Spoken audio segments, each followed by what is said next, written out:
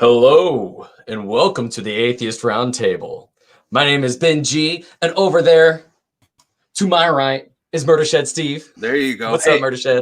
Ben, your hair's looking freaking fantastic. Thank you. I just got a haircut today. I've been out in the sun. Yeah, I think it looks like makeup up there. I was really excited about it. I think Jeff's got some real honest competition with that head of follicles. Head of follicles. Thank you. Yeah. Well, welcome, Tartians, to the Tart.live live broadcast. We had a schedule tonight. We had a person by the name of Trent on, but at the last second, about 3 hours ago, Trent has rescheduled. So we've got that date on the calendar. You can find that calendar, all the links there on Tart.live. And how about that intro though? There was some guy. What'd you think about that, Steve? There's some guy talking there for a minute. What was going on? Yeah, I think he goes by Ooze or something like that. But yeah, he fancies himself quite the rapper, and I don't know. I thought it was pretty funny. Pretty funny, yeah. We love hearing some bars, spitting hot fire, things like that. Tomorrow on this channel, you've got me, Ben GSE. How'd you like that alliteration? That was pretty good. I should be the rapper next to the Ben GSE with me. I'm gonna be on with Adam Rich. It's Adam Rich from TikTok. We're gonna be discussing evolution, and I promise I've spent literally minutes thinking about this debate tomorrow. We're going to be discussing evolution versus creation. It's going to be an exciting conversation. I think we're going to be able to take in some comments, questions like that. The format, as far as I know, it's going to be like 10 minutes me, 10 minutes him, 3 or 4 hours of discussion after that. Well, and really, this is a little bit out of your comfort zone. Whoa. I walk away to pour a drink and y'all motherfuckers get on here and do the intro? That's where we're at right now. Hey, you know what? If you're out of the shot, that's just what happens. And so here we are doing the show without you. Pasta, this is where we're at now. This is what we're doing. We get a little pretty. Well, luckily Oz has been muted, as should be. Anyway, Ben, I was going to say this is a little bit outside of your wheelhouse. Typically, usually you're the one asking the questions, correct? That's right. Yeah, usually I'm the one asking the questions. I'm already sweating. It's like somebody asking me for something. I don't know what I'm going to do. It's having to defend a belief. What is a belief? I don't even know if I have any. So here we are. Well, and it looks like we have a guest here with us that decided to join us for the show. What's up, Oz? You're not muted anymore. Assholes. Ben gets a haircut, shows his tan lines, and now he thinks he wants to host. Steve thinks he's got fucking jokes. So I'll just sit back and listen. Sounds good. Well, what do we got on the itinerary for tonight, Ben? Yeah, well, tonight I heard that over on TikTok, I think it's called the Atheist. I think it's atheist.troll. It's like this account on TikTok. Another unknown guy. He's been taking calls over on TikTok, and I heard that he's got maybe somebody on the line. Maybe he's in between calls. I wonder what that's looking like right now. Well, I'd be curious as well. Oh, looks very emphatic. How's everybody doing? What's up, Jeff? We're doing all right. What's up? Yeah, I'm in between phone calls. We are live on TikTok, so you can see me here. We have our comments coming in, so you guys can see all that, and then you can also see me right here. Unfortunately, yes, we see you. I've received 2 phone calls, one of which was somebody that was having an actual debate, and then the other person wanted to know if green poo-poo is bad. Now,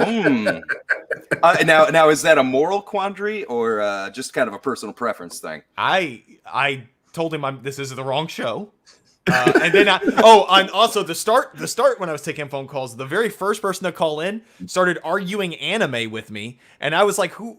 What are you talking?" He's like, "Oh, sorry, wrong show." He called the wrong. How many shows are out there taking phone calls live on TikTok that you call the wrong one?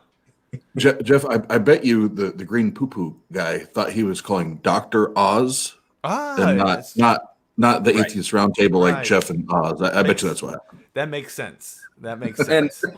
I don't know if this is TMI or anything like that, but typically if I go to McDonald's, which is not a very common thing for me, unless if I'm really feeling a McGangbang, typically I will get a green doo-doo from that as well. And I think that they put some sort of yellow dye or something in the bun that makes They that do. happen. So They do. Yeah. I actually asked him if he just got done eating a lot of Cheetos. Yeah. It's that yellow dye. I think Well, okay. I got the number on the screen for you, so you guys, the phone line. Oh, I got a phone call right now. Let's see who it is. Ooh. Hello? Ooh. Who is this? Oh, they just hung up. Cool. Oh no. Well, thank you, 217 number. I don't know what area code that is. I was going to ask, who should people call? So I see there's a number on the screen. Yes. Is that the number to call in? And how does That's that the work? number to call in. So you call in, I answer, and maybe pitch All right. you on. I also have some voicemails that we can listen to because I have gotten quite a few voicemails. Oh, right on. Here's a All right. voicemail. So if you want to call and talk to Jeff, it's Yes. 678-506-5108. And Jeff takes calls about gods and green doo-doos. So hit him up. Yes, and you can call if you're an atheist. If you want to talk about the show, you can call if you're an atheist that claims to be agnostic. You can call if you're Buddhist. You can call if you're Muslim, Jewish, Christian, whatever it may be. Also, if you've got proof, if you think you have proof and you can prove it tonight and convert Oz, myself, Ben, Pasta, and Steve to your way of thinking, go ahead and call. Here's another call, 712 number. Hello? Hello. Hey, what can I do for you? Become Christian. Goodbye. Awesome. So, wonderful phone calls with great purpose. I did get a text message, or excuse me, a voicemail that I was going to play for you guys if you want to hear that. After I take this phone call. Hold on. Hello, this is Jeff. Jeff? Yeah, what's up? Dude, I'm trying to order a pizza. Hold on a second. I wonder if he wants an atheist pizza. Yeah, does this pizza claim to have morality?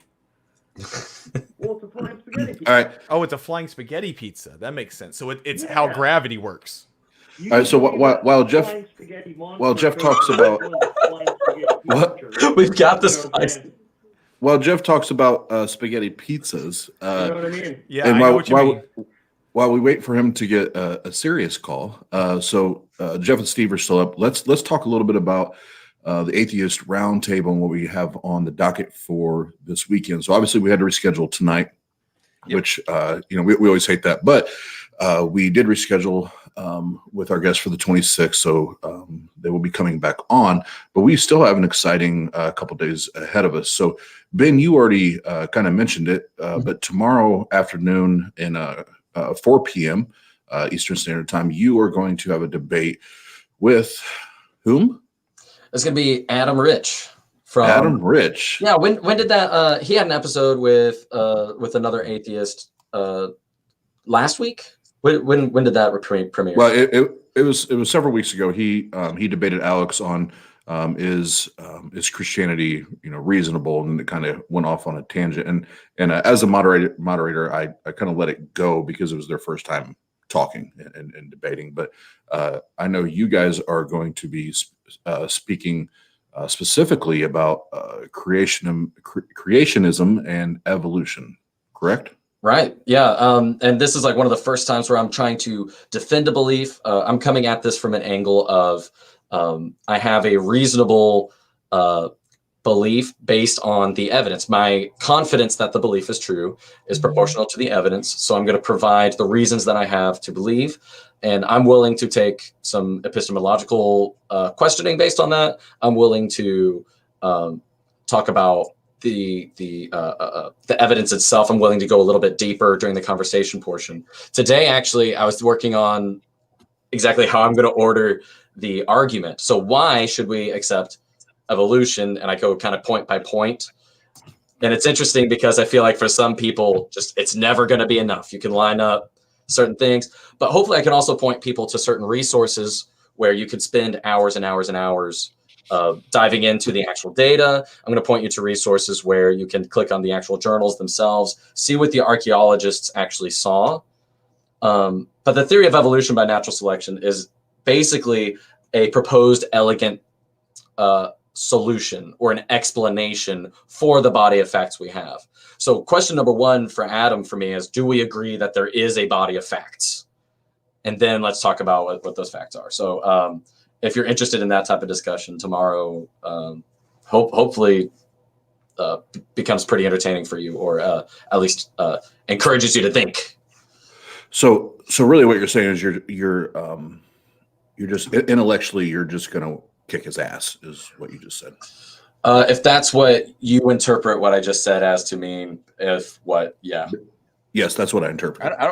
I don't think you have to be too intellectual when you have evidence on your side. The good thing is, again, I'm not an expert in biology or anthropology or any kind of like microbiology or any of those other related fields. So I can only say as a layman, I've got a lot of reasons which have been presented to me to accept it. And when we talk about creation and the existence of a God, I don't have the same types of evidence off of which to base my opinion. So hopefully it's exciting. If you're thinking about evolution a little bit, maybe this will elevate your knowledge a little bit. If you're an expert in the field, by all means, feel free to correct me on everything I get wrong. There will be many, many, many things that I get wrong. I feel like we're shuffling a lot here. So what you're saying is you're going to whoop his ass. If that's what you interpret what I just said to mean. No, Ben, I just need you to talk a little shit right now. Oh, no, that's You gotta get your big smackdown belt, throw it over your shoulder, and tell that mother trucker how you're gonna beat him down. Yeah. I will say I'm being encouraged right now. I've begun reading a little bit on my channel, doing some live streams. They're boring. It's just me reading out of a book. Hey Ben, I want to interrupt. I'm getting a indicator that Jeff has a live caller here. That's interesting. So if we can get just Jeff back on screen, we got a live one. A live one. A live one. A live one. Oh, it looks like they might be gone. He's got his head on his. Oh, never mind. Okay, never mind. We'll keep moving. So sorry to cut you off, Ben. But no, we got on tomorrow night. Yeah, what's coming on tomorrow? Yeah. So tomorrow 4 p.m. Make sure you check out the debate with Ben and Adam Rich, and then tomorrow night at 9 p.m. we have the one and only Tom Jump, probably the most well-known atheist debater and voice when it comes to online debates, YouTube debates, period. And I've got to have conversations with Jump, and I know Pasta has as well. He's a good dude, man. He's a really good dude, and we're really excited to have him on. And I think we're gonna have a little fun with Jump. The more I've got to talk to him, he has got a really, really good sense of humor. And I think he's going to fit in really, really well with the personalities that we have here on our channel. So, Steve, Ben, I don't know how much you have or haven't listened to his content, but Steve, I know you've listened to a lot of his content. What are your thoughts on Jump and him coming and having a seat at the round table? Well, the guy is incredibly sharp and quick. I mean, anytime that I've seen him debate or anything like that, he's just so quick with the information, and it's like it almost seems like he's just been sitting in that seat for so long. He just knows the steps. You know what I mean? It looks like Jeff has someone on the phone. If we want to, very individualized. Each individual discovers Hinduism in a different way. So how do you understand God? Okay, so God is everything, and he exists outside of everything, and he exists everywhere, and within everything at the same time, and he's also outside of everything at the same time. If you get what I'm saying, he simply is there. It's hard to explain. Okay. But the simplest way is there's dimensions, right? There's the third dimension, fourth dimension, and this is specifically mentioned in the Puranas, right? There's the third dimension, which we live in, right? I'm not going to go into 1D, 2D, because that doesn't matter anymore. But we live in the third dimension, and we perceive things as two-dimensional, right? And then there's a fourth dimension, right? And in the fourth dimension, imagine you're looking at an object. You can look behind the object at the same time while just looking at it. So that's the fourth dimension for you, right? And then in the fifth dimension, you could see all of everything and every time.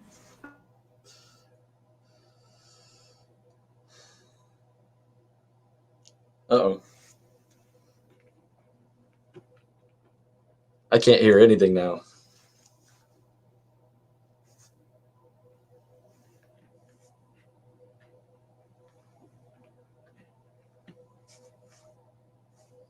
Well, hello, everybody.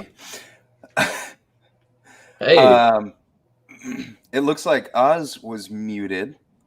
Is Jeff muted as well? I'm not even sure. Or maybe just everything is just not working right now. No, So I think it was definitely my error. But Steve, tell us about the bugs. We're working out the bugs on the phone calls, the call-in show. well, there's bugs and they crawl around in the wires and all that kind of stuff, and it just kind of mucks everything up. So it's really tough to keep those phone lines coming the way that they should be. Yep. So what? You know what? Shut the fuck up. Is that on a call? I think that was coming from Jeff's end. And then, Yeah, because we can't hear him. But no. Well, somebody keeps muting me. Well,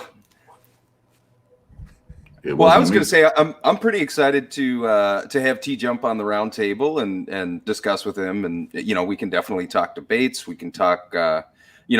He's really good at standing up to that interrogation style, which is also really really beneficial in some ways too. That kind of hardcore DD style. He was on the very first episode. I came on to the Atheist Roundtable. He came on and we were talking with Mark, and he was just able to kind of articulate some ideas, like as far as what's different from Mark's position from atheism. And then he ended up garnering a whole bunch of different ideas that we had no idea about. We were able to get to meditation alters your DNA was a claim that Mark made. We were able to get to some other kind of weird philosophical claims that T-Jump was way more prepared to field. I felt like than I was, or I'm not sure about how you guys felt about that. No, great observation, Ben. And now that you bring that back up, yes, he did his line of questions definitely brought those up, and even at some points, as much as I like Mark, frustrated Mark, because he didn't know how to. He didn't know how to come back, or combat those questions, or answer those questions properly in line with his world or religious view. He didn't know how to string it all together, and that's one thing. Listening to Jump, and I've probably listened at this point to hours of his content, and he's just smooth. He doesn't get rattled. He even has the likes of DD and I won't say names, GG, that just absolutely try to antagonize him, and he just sits back in his chair. The chair is infamous. He just sits back in that chair and he's like, "Cool story, bruh. Cool story." But you still have to answer this question. And I so appreciate that about his style and just his demeanor. So that'll be awesome. And then Monday, we are going to have a gentleman named Nate on our show. And Nate and I have actually known each other for about, I want to say, let's see, Aiden is my oldest. So we've known each other about 19, 20 years now. And it's one of those friendships where it's like we we're friends on social media, and we talk, and we connect, and we reconnect, and we connect, and we reconnect, but have always been cool with each other, and always had great conversations. And he found our page, and he's been intrigued with what we're doing, and he loves it, and now is even wanting to learn more about what we're doing, and the arguments and all that. And now he went from, I really just didn't put time in it because I did or didn't know, to where now he's like, no, I want to investigate it, and I want to know the verbiage. I want to know what the argument should look like or sound like, and how do I learn? Where do I go? And he asked me, so who do I listen to? Who do I read? Those things. So I'm really excited to have him on, because currently he just identifies as an agnostic. Mm. Yep. But the more I'm talking to him, it's really moved in my opinion, I won't speak for him, an agnostic atheist, where it's we don't have the evidence. I don't believe it because we lack evidence, but I'm willing to listen. I'm willing to, if you have evidence, I'm willing to listen to the evidence. So I think that's going to be really, really cool, and more so for him. More so for him than us. I think it's going to be a very good experience for him to talk to some people that have been doing it for a while, whether it's, me, being 3 years into atheism, or, Pasta being a cradle atheist, and Steve and Jeff, Ben, that we've been doing this, and we've put a lot of hours in. We put a lot of work in, and he'll be able to pull off that, knowledge, in that experience. So having somebody like that on that, how do you guys feel about that? I think that's awesome. Like, we love the theist shows, obviously, but having somebody that's wanting to learn and wanting to gain that, does that get you guys excited like it does me? Like, that pumps me up. I'm super excited to talk to an agnostic, somebody who's literally on the fence. I mean, it's a very honest position to have. It sounds like I recently became friends with him on TikTok, actually. We've been kind of messaging back and forth, and he's a funny guy. He's hilarious. Oh, he's hilarious. Guy to talk to. Yeah, he's hilarious. Where I fall in that whole thing, it's like, if I don't know, then I can't know that a God exists. And then, like, the default. So it seems like an easy distinction to me. And so I'd be interested in what is it just like the word itself? I know I struggled with that. I was like, okay, so what am I? I've got to come up with a word. I'm not an atheist. But okay, maybe I'm a nihilist. Well, I enjoy my life, and I know that that's something worth living for. So I don't think it's ultimately meaningless because it holds meaning to me. What's a word for that? And then I realized that you can use all of these words in conjunction with each other. A lot of these words are not mutually exclusive, right? We have umbrella words. We have more specific words under that. So maybe it's a matter of parsing out definitions. Well, I think that a lot of people coming from religious backgrounds, there's so much baggage on that side that comes with the atheist label. So much what? And there's so much baggage. Oh, there. Or so much. It's stigmatized, really. The atheist label is stigmatized to the point where people are almost afraid to identify that way because they may be ostracized or, feared, hated because of that label. And it's a lot easier to accept agnostic. Well, at least you have a belief. You believe in something. You have faith in something. And a lot of times I find that theists really just want you to have some sort of belief similar to theirs, and then they feel more comfortable with you. Well, so there's like a form of the two coque fallacy, to please correct my pronunciation. But you've got that whole, hey, if you're going to criticize faith and I show that you're using faith, how are you going to say it's bad?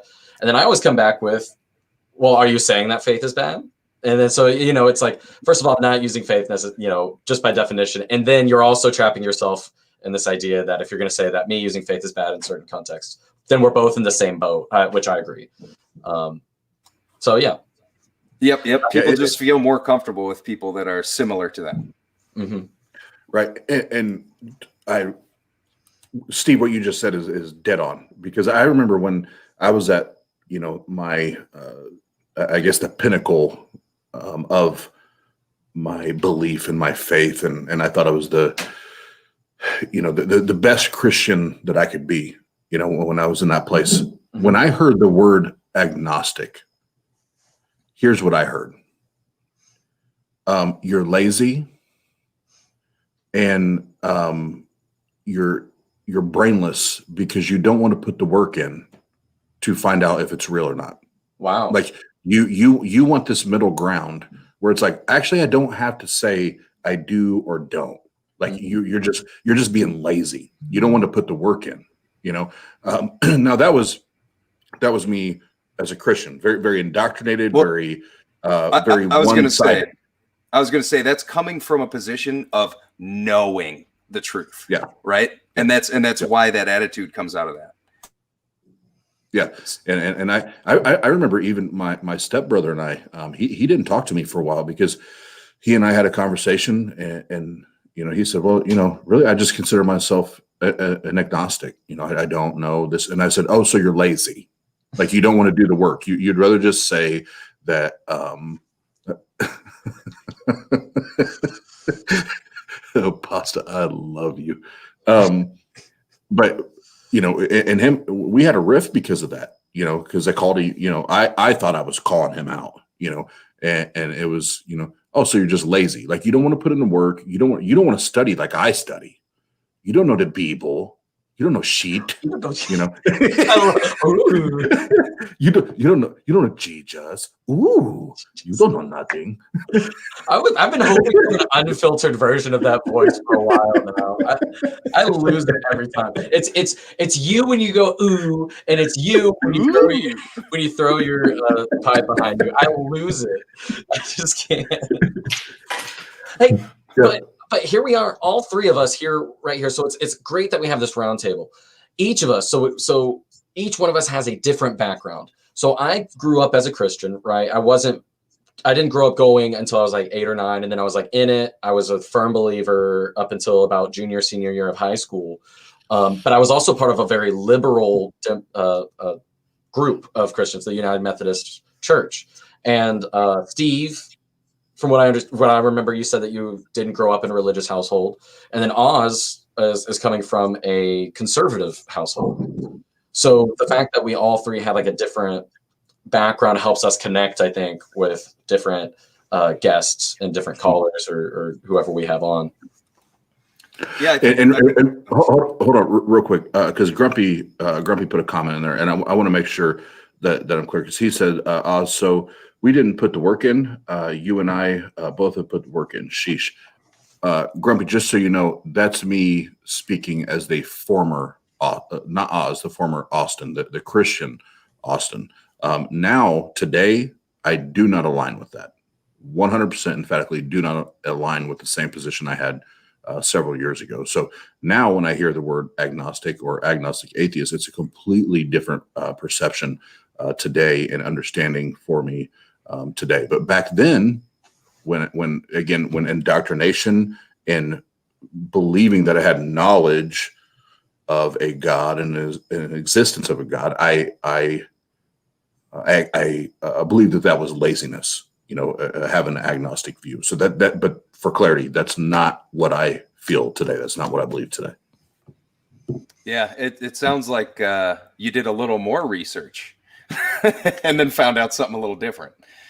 Oh, I did a lot more research. And it's crazy because I was willing, and I'm still this way. If I think something's important, I want to do it right. You know, so when I was like a Christian, I was like, man, I want to take this to the furthest degree. I grew up understanding kind of how the world came to be. I grew up understanding a little bit more about evolution. Like I accepted these things and like where humans actually originated from. So when I realized that my belief didn't align with the Bible, yet I was calling myself a Christian, and then we have the Bible making all sorts of other claims that I didn't agree with or that I didn't think was consistent when I looked around the world, it was pretty easy for me to fall out of that because I already had a realistic view of the world. Did you feel like you grew up with like in what ways did your perception of the world shift? Like not just the word agnostic, but are there some other ways that your perception shifted? Oh man. Yeah, my whole, like, it was the whole paradigm shifted for me. I was, there were so many parts of our world and our culture that I was shut off to because of my faith, my belief, and all that. And I had, just being point blank, like I had friends that were homosexual, but it was one of those things where it was like it was still taboo to me. It was like, yeah, I'm gonna be cool with you because I like you. I think you're cool, but I really don't accept you. I don't, and I'm just being blunt. Like, that's where I was. But then when I studied and I started figuring out, like, oh my God, like I've been, like, all this was downloaded, all this was programmed in my brain to think this way and to feel this way. When I started to actually think for myself, and not just the Bible, but just research and study and hours and hours and hours of doing it, I was like, you know what, I have not been a good human. I don't care about the Christianity anymore. I haven't been a good human. I have not tried to take care of the human next to me. I have not tried to love them and help them and make sure that they have the same happiness or fulfillment in life that I do, simply based on a faith or a religion. And now I'm in a place where I have friends that are, openly have homosexual lifestyles, and they are some of my favorite human beings in the world. Like, I love them and I admire them, and I actually kind of put them on a pedestal. I think they're rock stars, and that would not have happened, years ago in Christianity.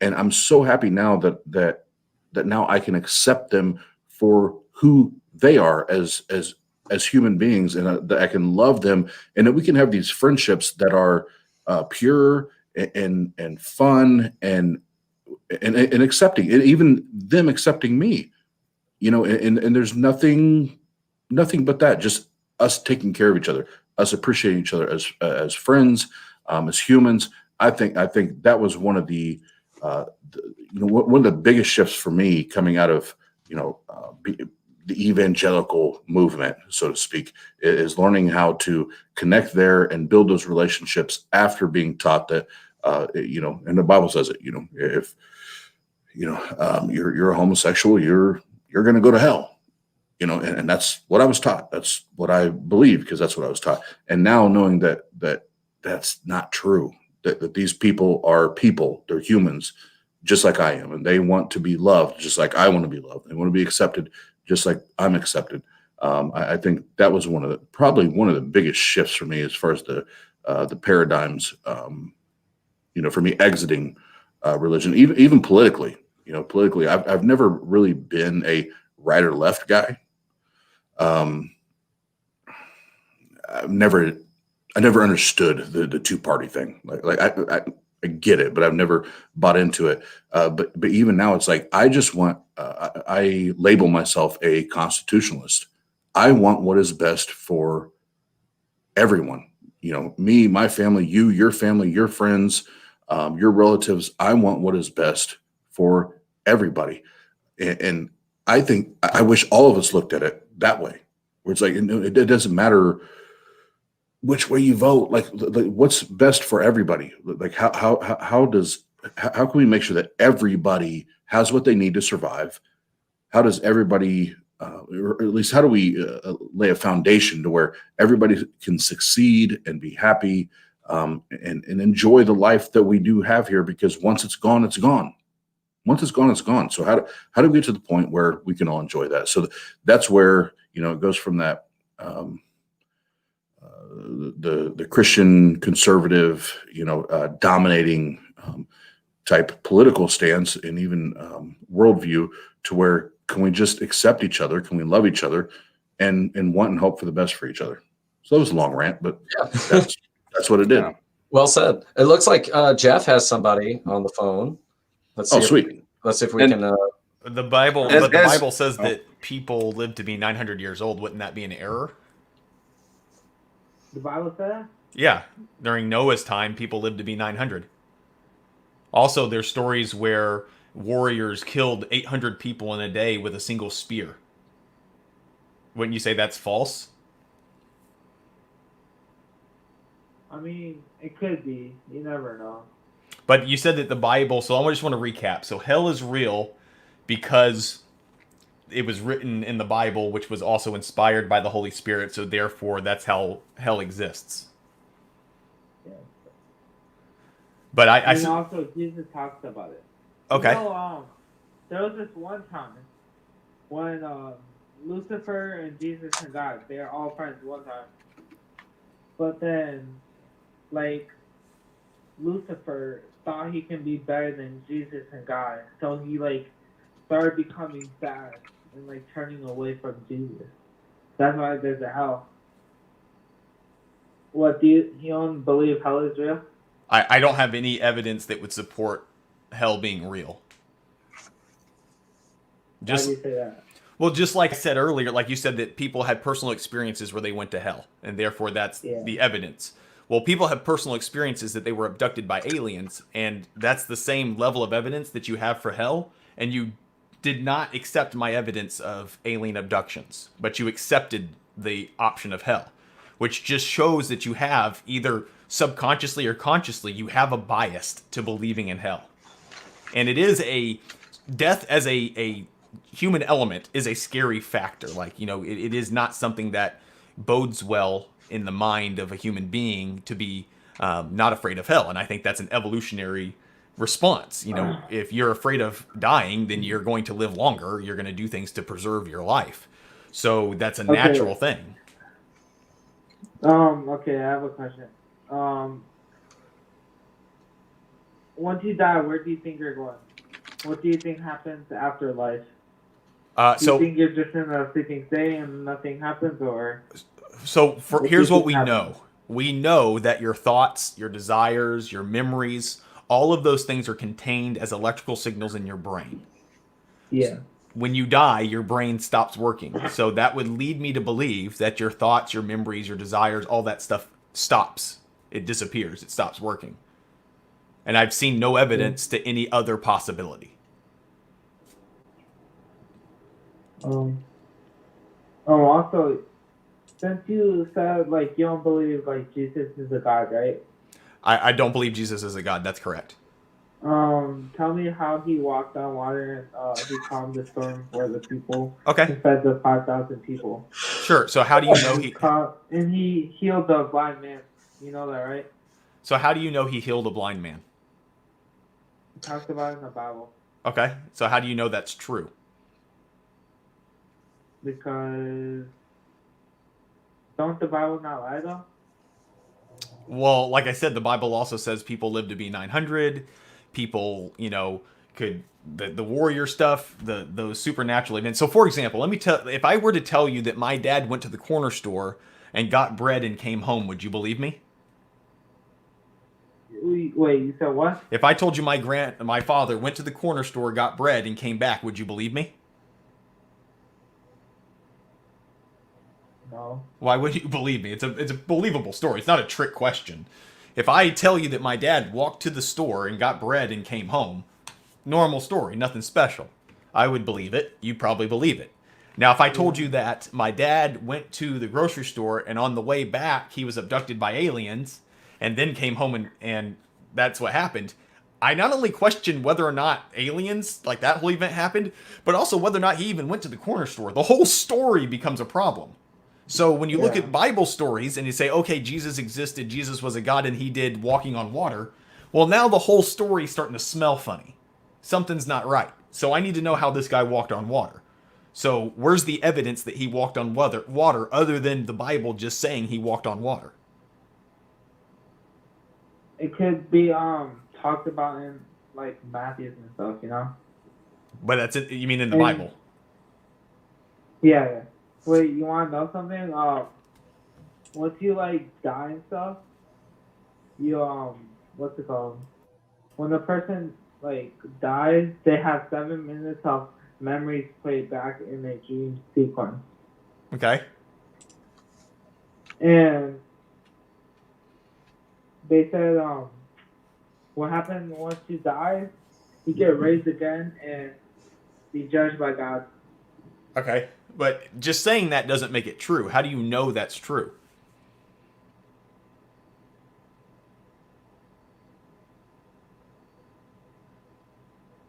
To be honest, I don't know. That's an honest answer. I mean, it's an honest answer. And so I take the position of being just like that. I don't know. And until I know, I'm not going to make a decision. I'm going to reserve my judgment until I know, and then I can make a decision.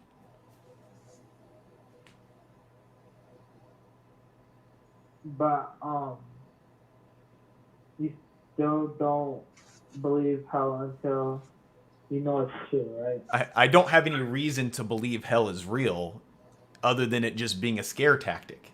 If someone told me that Lord Xenu, flew DC-8s filled with souls over volcanoes and dumped them into the volcanoes, and those then inhabited everybody on Earth, and that's why you feel bad, I don't believe that. It's just because it's a bad story. I have to have proof of that. So the same thing with hell. And if you do some research on the early Christian church and hell, you'll notice that the hell doctrine was used primarily to force people to remain faithful and also force people to do what they're told by the church. So I see more evidence that it was written by man than it was written by a god. Does that make sense? Yeah. But I do appreciate your calling in. Yeah. So that was a good talk. So I'll see you later. Wait, I have a question. Sure. Oh, okay. Well, I think there was a call, or there was a comment earlier that I don't think we got to. If it'll pop up. Oh, go ahead. The other thing I wanted to say about the discussion earlier that Oz brought up, and this really struck a chord with me, because I've never heard it said this way, but am I being a good Christian or a good human being? What a fantastic distinction to make. I've never actually heard somebody like lay out that thought process before, and so I've never really heard that that kind of connection. And I think that it's a fantastic distinction to make between what is a good Christian and what is being a good human being, for sure. Yeah. I just wanted to bring that back up because that was kind of profound to me. Anyway. Yeah. And when I was a Christian from my more liberal background, it was coming from, okay, Jesus was the ultimate example of a good human being. And so it's interesting that was my understanding before. So there was, let's see, transitioning back to comment that was up there earlier. Spartan Theology asked a good question. What books are we reading? I'm actually on my YouTube channel. Follow me on my YouTube channel. I've been doing some live streams of the Great Conversation from Britannica. And so the very first thing on that was Plato's Apology and then Plato's Crito. So I've put about probably 2.5 or 3 hours of live streaming, just reading out loud. I've also been reading The Triumph of Christianity from Bart Ehrman, and I just purchased On the Historicity of Jesus by Richard Carrier. I know people have different opinions about all of these people, but I'm excited to be reading that. Next up on my list is Aristophanes, Clouds, and Lysistrata. Those are next in the Great Conversation. So, yeah, I think there's some other good comments in there. I'm not if I'm going to answer that question as well. I'm not much of a reader, honestly. I typically look at things on YouTube or seek out documentaries, things like that. And the way that I view it, information is information, no matter how you take it in. Sometimes audiobooks and stuff like that. But as far as books that I'm reading currently, I am rereading the Holy Bible. Really? Where are you right now? Yeah. I'm not very far. I'm into Numbers, but the only version that I've ever read was King James Version, because that was the version that my dad had growing up, and it was laying around in the house. So it's going to be interesting to reread. I got the NIV, so it's going to be interesting to reread it with a different, different translation, or should be way easier. of reading it. I remember. Yeah, it's a little less cryptic. It's a little less kind of Old English, and it is a little easier to understand. Yeah, all that Old English. And then just the twisting the words. I mean, I know. Yeah. I'm sure in some of these books that I'll get to, I'm going to end up just like throwing my hands up and saying, I got to get a different translation. Somebody translated this from Greek or whatever. Well, King James Version, I didn't have too much difficulty understanding, but maybe just because I read through it a couple of times and it was something that there were probably some patterns that I formed early on because I read it when I was like 10, 11, 12, things like that, early teens. So I think just during a wiring portion of life, brain wiring portion of life, it would be easier to understand in some ways. Yeah. I would think. Like I definitely remember things more as like, okay, what was the gist? What was the takeaway? And Right. then maybe like specific stories. And so Yes. now as I'm asking for the best evidence, people will point out like Paul has been a common one. Like Paul was definitely a real person. He definitely wrote, I think, like 7 of the letters of the New Testament. And his students or pupils wrote some of the other ones pretending to be Paul. And it's funny because what happened was as I learned more about how those letters were written, it humanized that person. And I was able to picture like evangelists today, like talking about their experiences. Like, I got faith healed by the power of Jesus Christ. And like, we see videos of people faith healing today and they're exposed frauds. What is different from the people today, which there are tons of them who are exposed frauds, and this person going from city to city in ancient Rome, converting cities and building new churches? I would say yeah. Standards of evidence and the ability to obtain evidence. Yeah, and that in conjunction with what I've been learning from The Triumph of Christianity from Bart Ehrman is just like people were primed and ready to accept that like one God was overall. Pagans were especially primed and ready for it. That's why Jews didn't convert to Christianity. They hated Jesus. So if Jesus was a real person, I'm willing to accept that, and was put on a cross. The pagans who were following him before his death would have taken that and run with it. So anyway, that's where I get excited right now as I'm learning. So I'm excited to be learning more. Spartan theology is saying Paul wrote 10 letters. I have no idea. Like I said, could be the entire New Testament. I don't.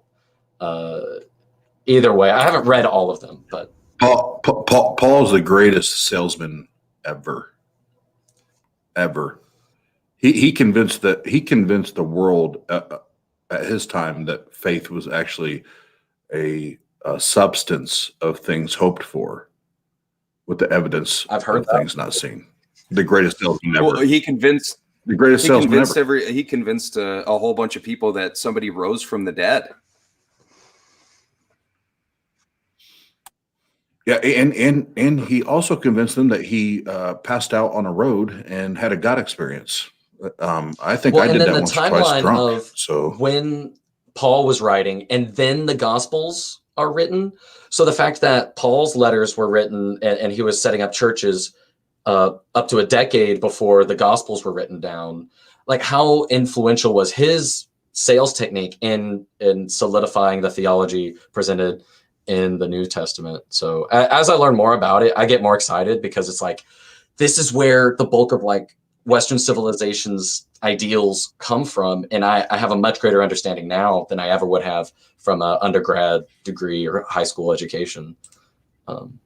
Okay. Yep. So Jeff has a caller. Yeah. Jeff has a caller. There are multiple antichrists. Okay. We're talking about the Antichrist, guys. But what's the guy's name again? Ooh, I want to look it up. Emmanuel Macron. You guys know who this is? I don't know who this is. Okay, so he's the Antichrist, and you know this. How do you know this? That he is being revealed. Oh, as Antichrist. Okay. So that's part of the. Well, first off, hold on. So the Antichrist number is 666. He's supposed to bring peace and security. His whole quote is bringing peace and security. He is being worshipped by people of Israel and Jews as the Savior. All of the letters in his name add up to be 666. He was born on the Winter Solstice. His name is Emmanuel, which means God, and his last name is Macron, which means the mark.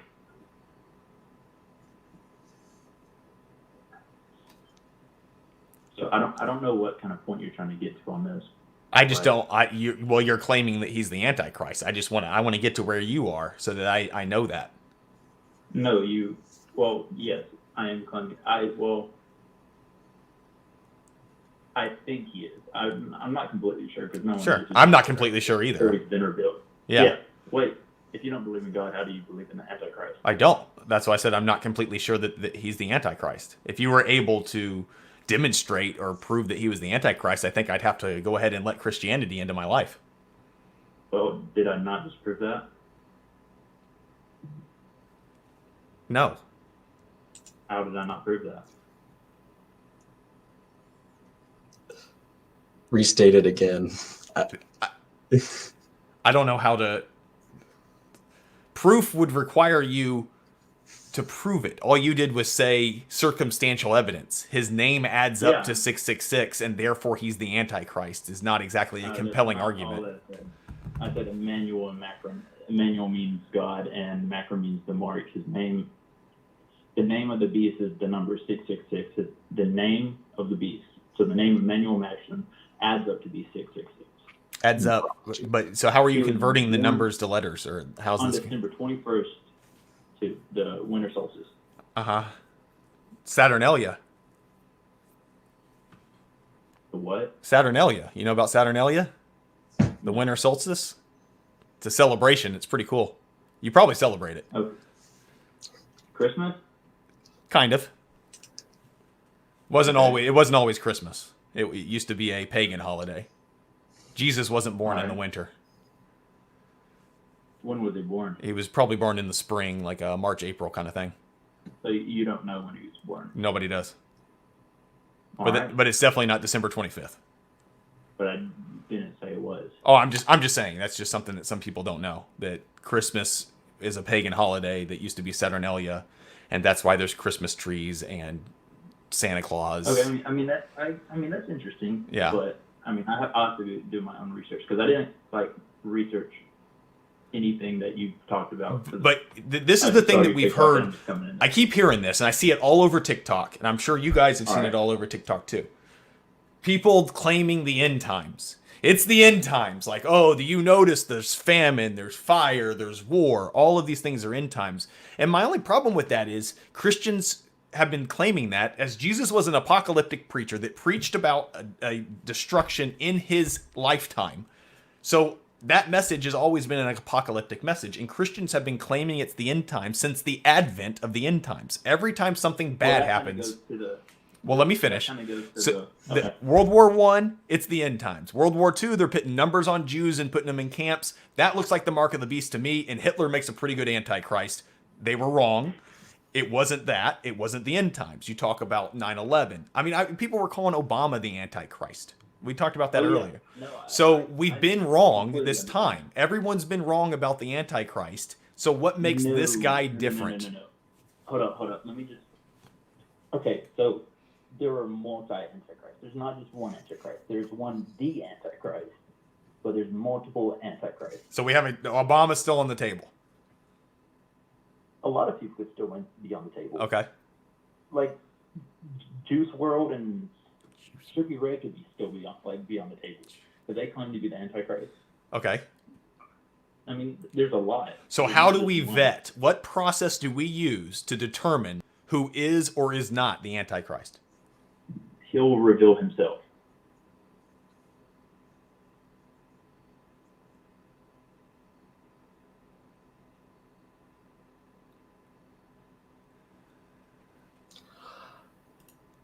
Hey guys, how's it going? How's the show? Well, just been taking some how's it wonderful going, phone Jeff? calls over here. Well, how's it going? It's going swimmingly on our end. It's going swimmingly on our end. I see that. Did we fix that audio real quick? Yeah, there we go. No, you guys moved my speaker input. Now you're just messing with me. Yeah, I sent over some gremlins to your place to mess with all your audio equipment today. But for some reason, I can't hear you. Something has happened, but I know you can hear me. So I apologize. We're still working the audio stuff out here. Let me take this phone call, and I'll come back. That's probably for the best. Let's see. Well, Steve, what did you think about that call? So we got some Saturnalia, we got some Jesus' birth action going on. What do you know? I'm really interested in the multiple Antichrist thing. I think I'm going to have to read in this little Bible how many Antichrists there were predicted, because from my understanding, there was only one. But I could be wrong. And for me, that was never part of my experience in church. We never learned about demons, Antichrists, like any of that kind of stuff. It was interesting learning about like the numerology that person was using, just saying like, yeah, it adds up to 6, and 666 is the number of the beast. And it's like, you can play games with numbers all you want, but it's like, it seems like a very weak way to come to a knowledge claim about, like, we don't even know that an Antichrist exists. We don't know that a Christ exists for there to be an anti. Right. I saw some comments about knowing when Jesus' birth actually was, sometime in fall, or like that there's some kind of biblical evidence. I'm still not convinced. Like, there's no firsthand account of Jesus from Jesus. We can't know if any of the Gospels were written by people who actually followed Jesus, and the fact that they're written down after Paul to me means that they're most likely strongly biased. That the stories were biased as they were written. So it's like, right. I'm an agnostic when it comes to when Jesus was born, if Jesus existed. I get lost on all of that from a historical perspective. I mean, even though I'm willing to accept that a Jesus character could have existed, I'm pretty much agnostic to his birth altogether. I don't know. Yeah, and so, like, to me, it just comes to what is the specific claim that we're talking about. That a person named Yeshua lived, it doesn't bother me. That a person named Yeshua would have followers at the time of Jesus does not bother me. That a person led a group to such a strong, following that they had to be crucified for their beliefs because it subjugated or undermined Roman rule also doesn't bother me. It's the Romans 13. Right. It's the resurrection. It's all the God stuff that like is added to it. So we have examples of that, of modern messiahs, and every one of them has failed to be the Messiah. So, well, I've always been kind of curious about the origin or the original purpose of Christianity. I've always kind of, I don't know, I'm not even sure, but I always thought it was kind of a way of Rome unifying everybody under one government, one God, one religion, one thought process, so that they could unify that giant empire that they were creating of all these different pagan beliefs, and they just kind of drew from everything to make it all work. But I'm not sure. I haven't Well, it's just like, as people take on the new belief of the Christian God, they involve that like, oh, I wasn't wrong. It's also possible that this God exists, and I should not worship other ones. Hey, Ben. What's up? We've got a surprised theist guest. Is the theist that we're about to bring on. Or were you surprised? I think we are surprised. We got about 10 minutes before they're ready. Okay. But everybody hold on to your butts, because we're going to have a theist on the show. About 10 minutes. And I think the idea is that they've agreed to, I'm going to end up practicing some street epistemology today. I think maybe both of us will. Yeah, we'll see how that is. And it looks like Jeff is maybe frustrated. I'm not sure if I don't know what he's got. What's new? Jeff's always frustrated. He's a troll. No, continue to get worse. Yeah. So can you run that by me one more time? You got to hear this one. You got to hear this. So basically. So you were saying when a woman's giving birth. Yeah. But just run that by me one more time, because you kind of cut out. So like when a woman's giving birth, like, you know how like when she first gets the cramp, like it's not that bad, and like between that cramp and her next cramp, there's actually like there's a decent amount of time between it. Yeah. Okay. And as she gets closer to giving birth, the cramps get worse and worse, and they get closer together, like between each cramp. Sure. So that's how the Bible describes the end time. So you'll have like a period of peace and tranquility in between each thing, each of these like bad times. I wouldn't say we've really seen any bad times because how I'm looking at it is it looks like we're setting up to see bad times. Like right now we're trillions of dollars in debt, and like that's gonna crash one of these days. The market. So And that's never happened before. The markets have never crashed. Yeah, I know. It's never happened before, so it would be pretty unique. Unless it has happened before, and then maybe we were wrong. Well, we switched to the gold. What do you mean it's never happened before? Well, like, if that's happened before, then wouldn't that be fulfillment of that prophecy? You want to explain? I don't know what you're saying. So if you're saying the markets are going to crash, and that's proof of the end times, if it's happened previously in our history, then that would have already fulfilled that metric needed of a... No, I'm saying... Yeah, I see what you're saying, but I'm saying, like, they'll switch to a currency in which a chip is implanted into either your hand or your forehead. Because, like, nowadays that technology is out there for you to not be able to buy or sell without the mark of the beast. But, like, the mark of the beast isn't going to be something that's going to be, like, handed out. It's going to be, like, you're forced to get it or you get your head chopped off is what the Bible says. Which seems kind of weird because, like, guillotine, yeah. But. Well, I guess we'll see. I mean, luckily we have not had any type of currency that's like a plastic chip that is like a one world currency yet. Nothing, like a card maybe or something that could be on you. And also we don't have, thankfully, location tracking devices on every American citizen that has been spied upon or anything, because those would be also fulfillments of those prophecies. Well, that's what it's going to come to. Yeah, I know. It's going to be rough. Because, like, I'm not just saying, like, if you look at it, like, how the economy is set up, it's bound to crash no matter what. You can't have an economy based on debt, like physically, you know what I mean? Yeah, no, businesses definitely don't run on debt either. You wouldn't want to run a business on debt. Yeah, and when you have the whole world built on debt, it's going to crash. And when it crashes, I'm not saying the next time or I'm not, like, I don't know when it is, but, like, one of these times when it crashes, it's going to be switching to the currency that in which the Antichrist comes. Yeah. Well, what everybody's going to do probably is they're going to go to their banks all at the same time and try and pull out their money. And when they do that, it's going to cause, because the banks don't have enough money to give all their money back, because the bank loans out money. It's kind of bullshit. But so when everybody goes to get their money back, it's gonna tank. It's gonna crash. It's gonna be like a depression of historic terms that no one's ever seen before. Yeah. Yeah. Well, I appreciate your call. Well, wait. One of the and like. I gotta go. I got other people to take. I'm sorry. One more thing. Some of the problems with some of the other things that were said earlier, like people saying end times. One of the things was Israel becoming a nation, and that didn't happen until like 1942 or something. So. All those things before that couldn't like happen, if that makes sense. Okay. Well, good thing World War II was well. Okay, that's cool. Thanks. How are you guys doing? How's the show? It's Jeff. Your sarcasm killed me, dude. I said. Hopefully, I can rise back up to talk to this theist that we have online.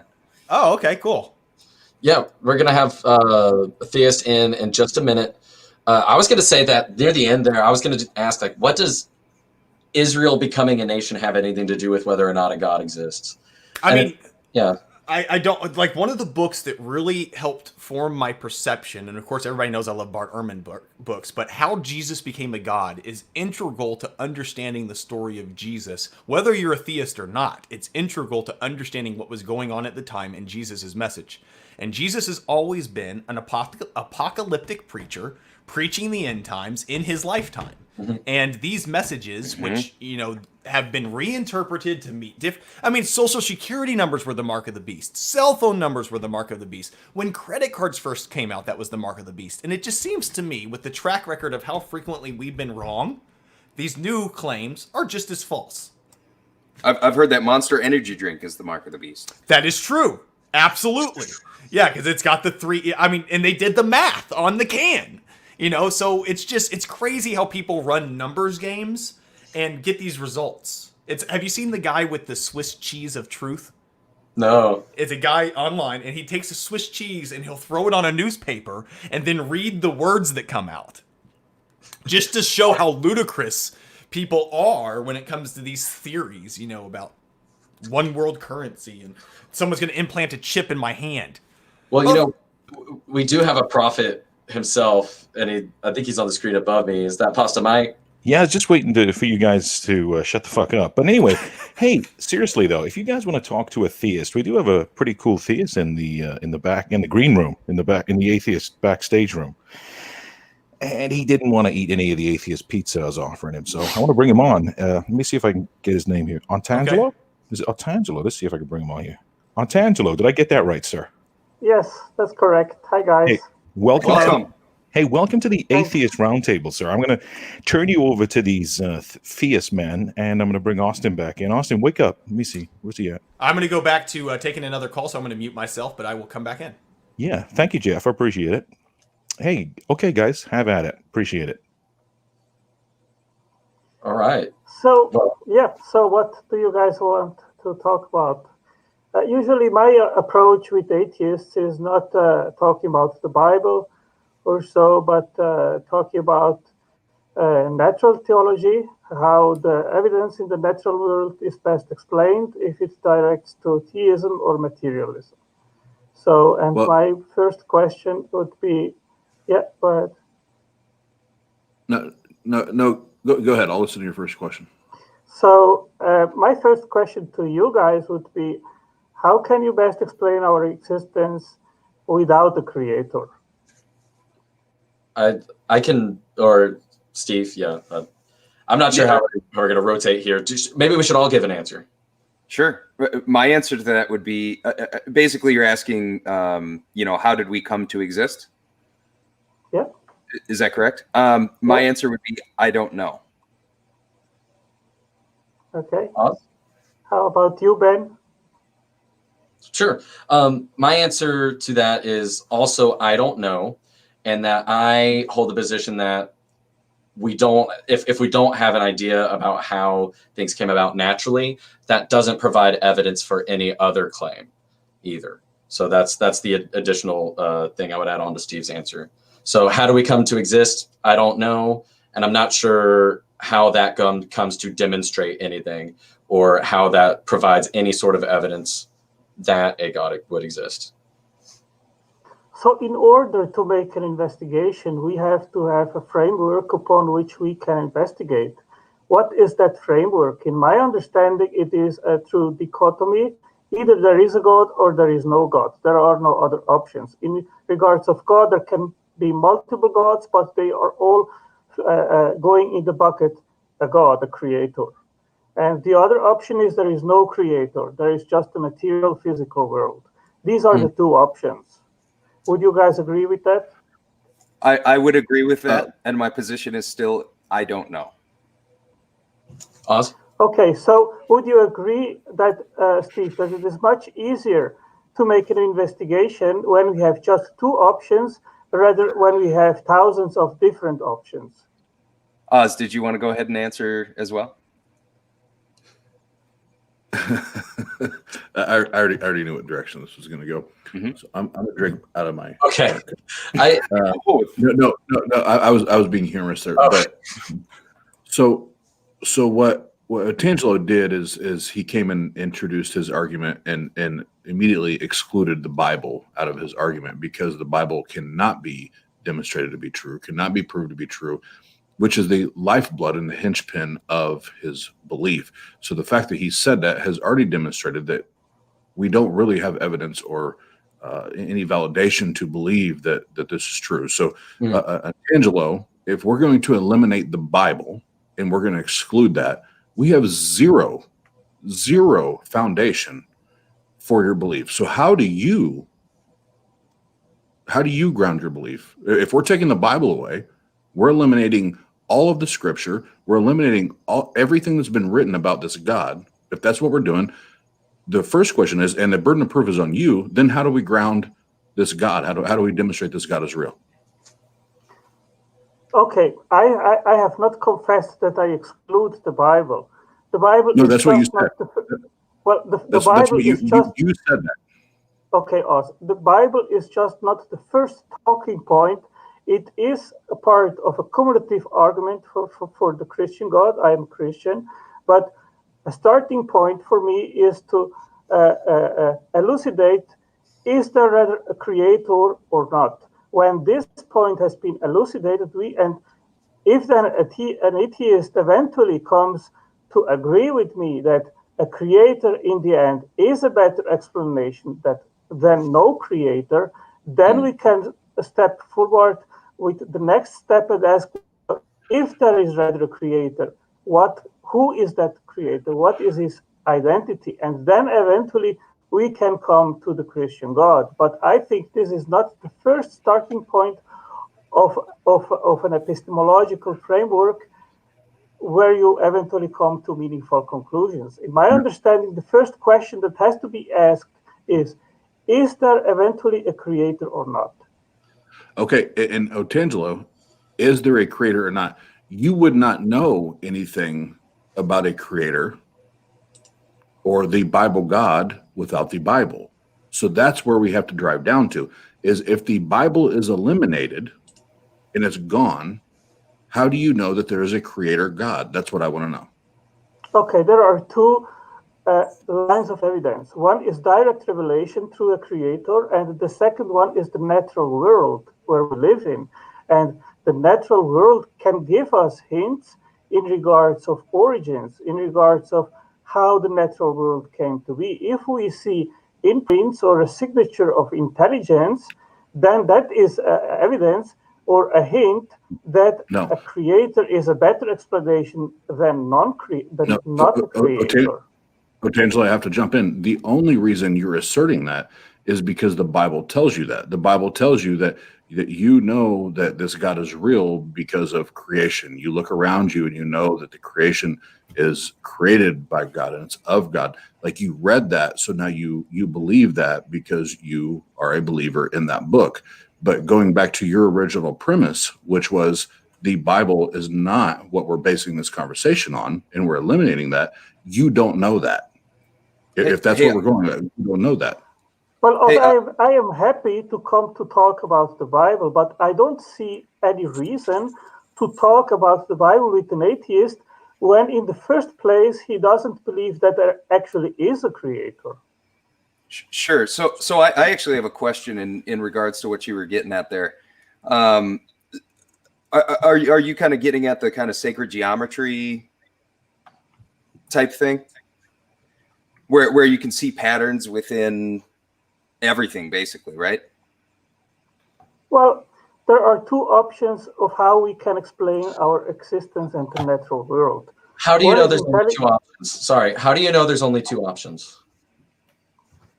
Well, the options he laid out before, it was either there is a God or there is not a God, which is a true dichotomy. And I characterized God as an intelligent creator. So intelligence and an intelligent agency is one of the two options. So one is a creator which is conscious and intelligent, and the other option is the material world where intelligence as a necessary fundamental being is excluded. These are the two options. I disagree with that. We don't know how many options there are. Do you have a proposal of another option, Ben? No, but you can't demonstrate that there's only two options. I don't have to demonstrate it. I'm gonna call this out for what is it? This is the same precept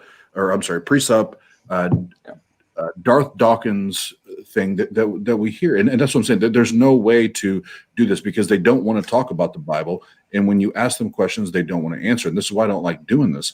It is because I want to be cool and I want to have good conversations, but we immediately throw the Bible out, which is the foundation of the Christian faith. And when we dig into that, it's like, well, no. Before we talk about the Bible, we have to talk about this. But that's the foundation of your belief is that book.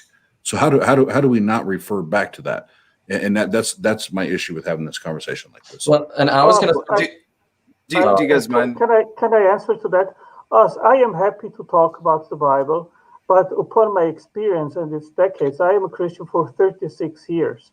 So I have lined up a way how I dialogue with unbelievers. And my first step in a cumulative argument with an unbeliever is to figure out, upon evidence in the natural world, where does the evidence in the natural world lead? Does it lead rather to a creator or not? Once that question has been answered, and once an atheist says to me, okay, I think that upon what you have explained, I agree with you, a creator makes more sense. But who is that creator? Then I will be more than happy to come to talk about why I believe that the Christian God is the true God, why it's the identity of the Christian God. So, Tangelo, if we're going to have, and I want Steve to talk after this, because I'm not trying to dominate, but if we're going to talk, if we're going to eliminate the Bible, if we're going to throw that to the side, and pretend just in for the beginning, okay? Just in the beginning, okay? If you or anyone that is interacting with me now will agree with me that the evidence in the natural world points rather to a creator, then we have a foundation to talk about if it's the Hindu religion, if it is the Islam, or it's the Jewish religion, if it's Christianity. Then we can focus about the identity of who that creator might be. And then I will be more than happy to talk about this, but I don't see any reason why we should talk about the specific God at this stage. So I'm smelling what you're cooking here. Steve, real quick, because I didn't get to say what I wanted to say. Sure. Tangelo, I hear what you're saying, and it's nonsense. It's pure nonsense, because you don't want to talk about the Bible, but then when we talk about a creator, you first have to provide or demonstrate evidence that this creator exists. In this presupposition, you can't do that. So what I'm going to do the entire time we're on here is I'm going to continually ask you for evidence and for you to demonstrate the evidence that this creator exists. So we can keep doing this, and we can go all night long, but I'm just going to tell you that even before we get to the Bible, if that's what you want to do, I'm going to require you to present evidence that this creator exists, and we can demonstrate it. So Steve, okay, go ahead. So we have to make a distinction here also. You are mentioning evidence and proof at the same in the same sentence. Proof or demonstrating is one thing. Evidence is something completely different.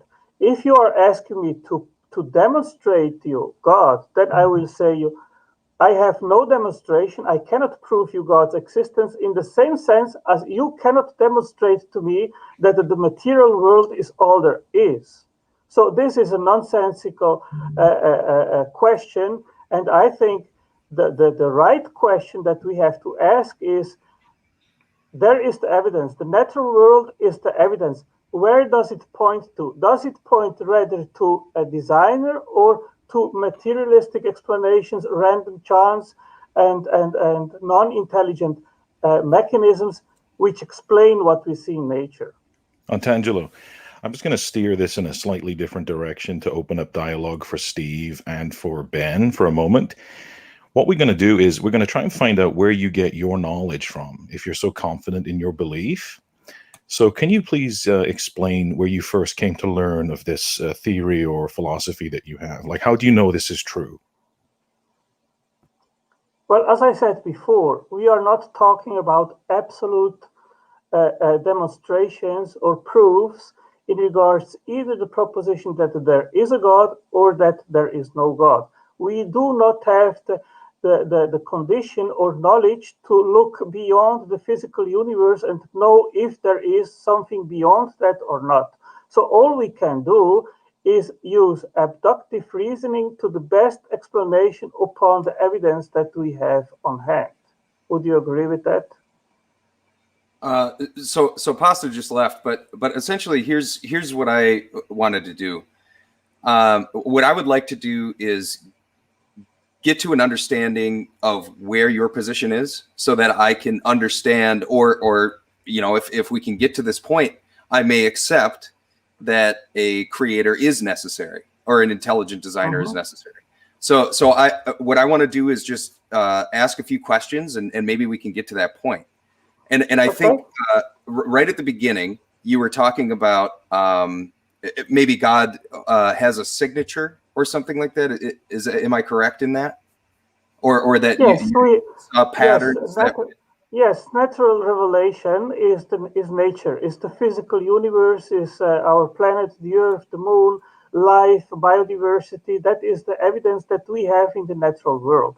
So that leaves an imprint or a signature which we can investigate and then find out. Does that signature point to a creator, to intelligence required to make all that we see in the natural world, or are unguided random events sufficient to explain what we have, the physical world? And what is it that you believe this signature is? Okay, what we have to know is what are the imprints of intelligent action. Okay, How can we figure that out? There are things that we know intelligence can do, which non-intelligence can't do. Okay, and then we can see, are there things in the material world that we know random unguided events can't produce, or the chance that random events have produced these kind of things is too remotely possible that it is not a logical or intelligent inference to point to that direction. Do you mind if I stop you right there? Because I have a question in there. How do you know for sure if everything that exists was intelligently designed? How can you differentiate the difference between intelligent design and non-intelligent design from your position? Okay, I can give it to you just from my head, or I can give you the list. What do you prefer? I suppose from your head. It's not a very long list. I maybe can read it to you. Is that okay? Sure. Okay, just a moment, please. Sure.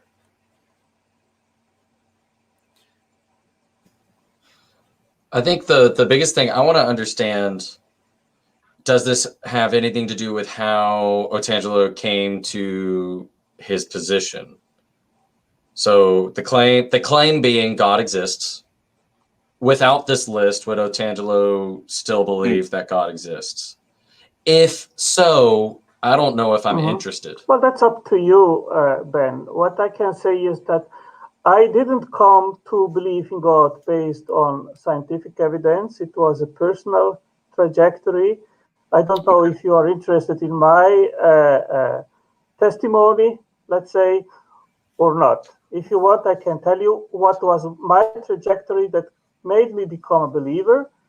If you are not interested, that's fine with me too. That's up to you. But it wasn't scientific evidence, okay? I did want to understand the pattern seeking, or I'm sorry, the pattern that you saw that demonstrated a God, or at least was evidence of a God of some sort. Okay. So because the way that I understand Steve, things, maybe I can give you a very practical example, okay, which comes from my personal experience, even in my profession. I'm a machine designer, and for people that know me, they know that I bring always that example up as, let's say, more advanced watchmaker analogy, okay? And I'm a machine designer. When a boss comes to me and says, I need that you make a design, a blueprint of a machine, or eventually interlinked machines that produce something, and then in the end, a complete factory that produces goods for specific purposes, then I have to sit down at the drawing table, design these machines and the factory eventually with all the sizes, with the materials, with everything that is needed, in order that when this blueprint goes to the factory workers, they can take that blueprint, and upon these instructions, they can make exactly the machines and the factory equivalent to the blueprint that I gave the instructions to them in order for them to produce it. Okay, So this is entirely a process which requires intelligence. It starts from a goal. There is a specific goal to make machines and a factory for a specific product that eventually has to be produced. Then intelligence comes into play to make the blueprint, and intelligence comes into play to send the blueprint to the factory. And then intelligence comes also into play to make the interpretation of the information, and then actually to produce the machines and the factories, whatever it is, upon this precise instruction. So we have here a complete trajectory of where intelligence is required from the beginning to the end.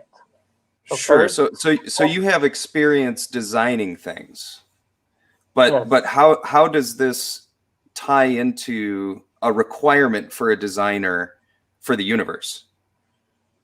I would like to make to you an analogy to living cells. Okay. I think I'm actually familiar with the analogy between cells and factories, and Okay. if that's the direction you're going, I don't mean to totally cut you off, but some things are time sensitive as well, and I think a lot of our audience would be pretty familiar with that as well. Okay. Okay. But and I'm sure that you've heard that the appearance of design doesn't necessarily require design.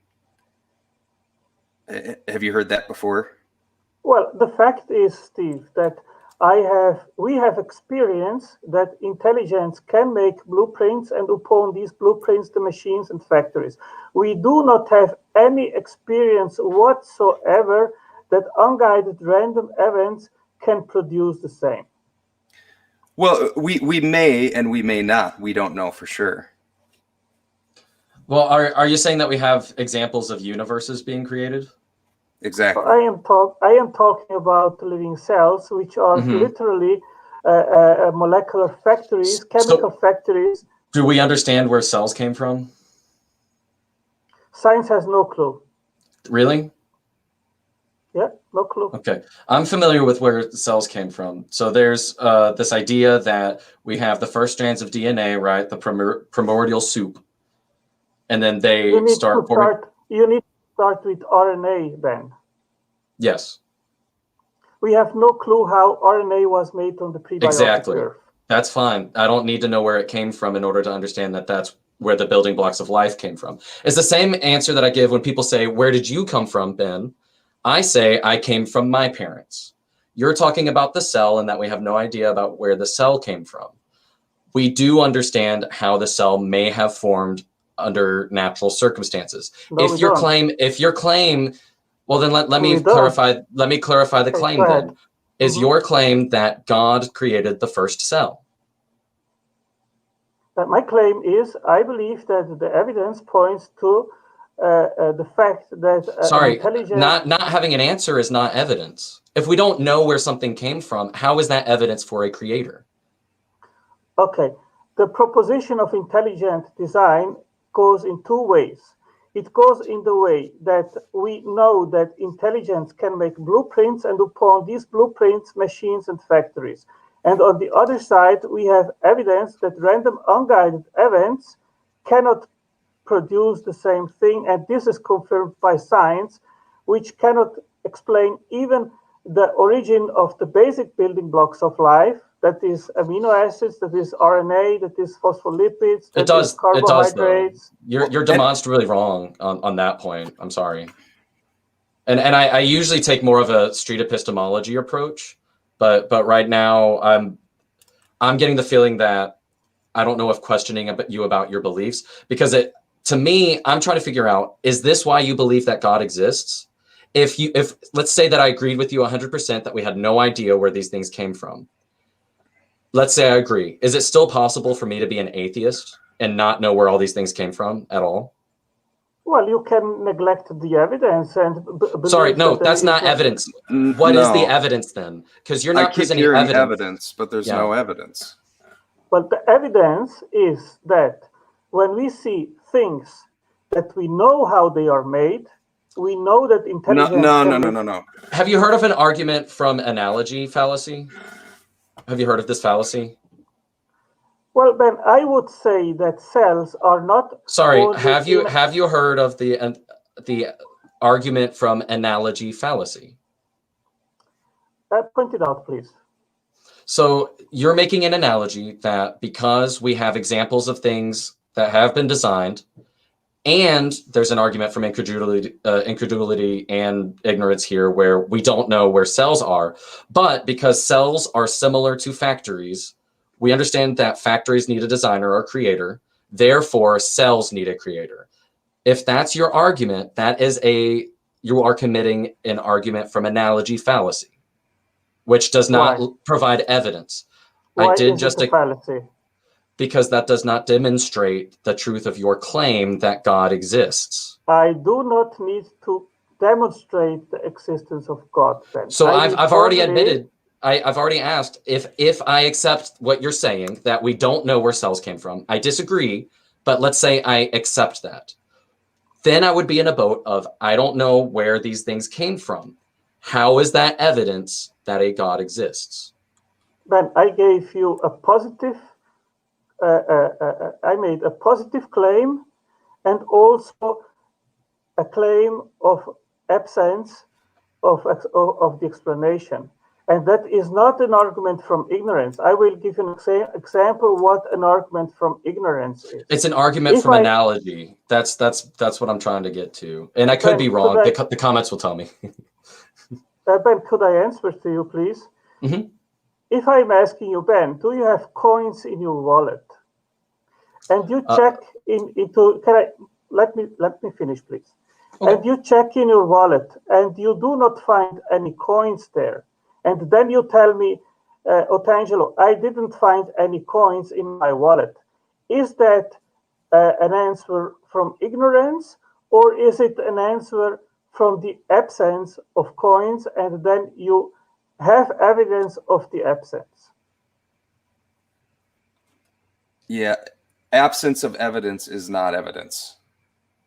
Well, but you checked in your wallet and you didn't find any coins. So when I am telling you, Steve, I do not find any coins in my wallet because I checked and there aren't any.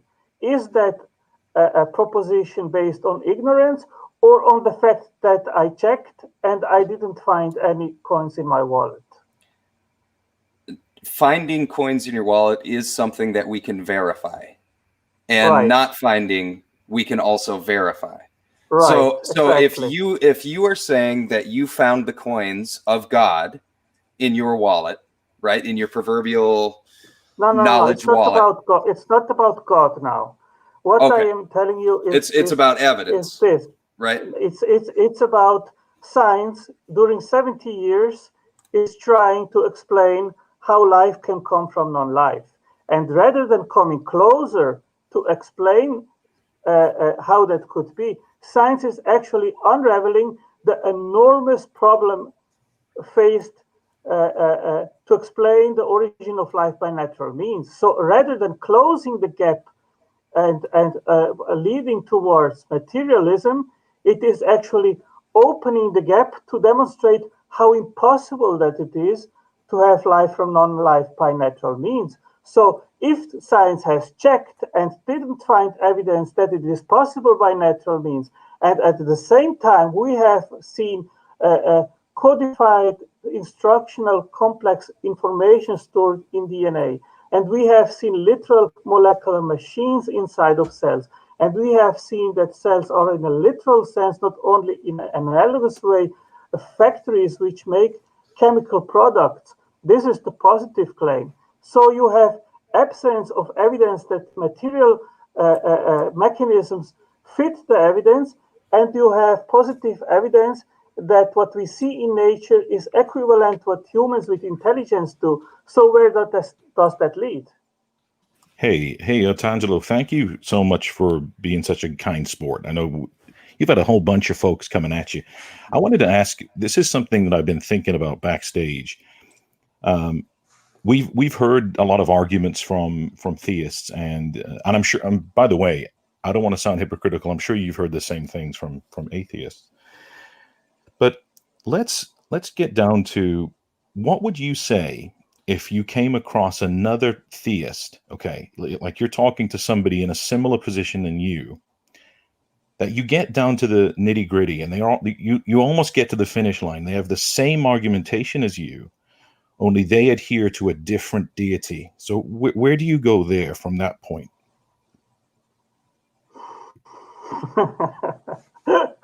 Yeah, I understand what you want. You want to explain to me why I'm a Christian.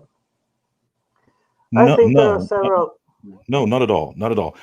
I want to find out, because your argumentation can be used by many other people of different faiths. So what I'm trying to figure out is, we get to that finish line and there's another guy over here that's got a different faith and they're using that same argumentation. Now, how are you differentiating between that person? How do you justify your truth? Okay, the teleological argument, or the argument from design, does not lead to a specific deity. It leads just to the proposition that intelligent design explains our existence and the physical world in a more appropriate way than random, unguided natural events. That's all. It doesn't go beyond that. Is it possible that people are pattern-seeking animals? Of course. And maybe we're just stringing things together that may actually be random, but they appear not to be random to us because we seek patterns like that? Well, Steve, we can also make calculations about the odds. For example, to have a minimal genome, to have a minimal cell which is self-replicating and can be alive. And when you make that calculation, then you have a mathematical proof or evidence in regards of how plausible it is to propose that unguided random events made the first genome. And when you make that calculation, then the number is so astronomically huge. It is far beyond the number of atoms in the entire universe. Then you have to ask yourself, well, if we know that chance is such an uncapable mechanism and that the odds are so huge, but on the other side you have intelligence, which we know is able to make codified instructions and blueprints and so on, then where does that lead? So to me, probability doesn't necessarily equate to reality, right? Because things can be probable and not probable, but still happen. Like, it's very unlikely for somebody to get struck by lightning, right? It's the probability is incredibly low, but it still happens in reality, and we can verify it. We can see it happening. We can hear testimonies of some people who have survived. There's plenty of things that we encounter in our lives that are not probable but happen. So the fact that life exists and the probability of that being incredibly low in any scenario really doesn't necessarily equate to what actually happened in reality. We know that it's a 1 out of 1 chance that life exists, because it does. We know 100% that, well, here we're getting into absolute certainty, which I don't even subscribe to. So I can't necessarily say that for sure life exists, but I know that we are having an experience, and I know that we can articulate this experience. So I know that there is some sort of existence that we're experiencing, right? And at the end of the day, we call that our existence life, and it's happening. So there's a 1 out of 1 chance that life exists. Now, other than that, probability means almost nothing to me, because even though it's not probable, it can happen, right? And from there, we need to figure out how it happened, not based on probability and then asserting that that's how it was, but based on facts, evidence, verifiable, testable, repeatable means. So do you have anything that we can test, verify, repeat, or anything like that? Okay, I have two answers to that, Steve. First of all, when you have a big quantity of numbers scrambled up, to pick up any sequence, a random sequence, is the same probability as picking up any other random sequence. I agree with you on that. But the difference comes when you try to pick up a specific complex sequence. That is either a sequence, for example, from 1 to 500, lined up 1, 2, 3, 4, 5 until 500, and then you ask what are the odds that you will be by just random scrambling coming up getting that specific sequence from 1 to 500. That is the odds to have that specific sequence is extremely low, but it goes further than that.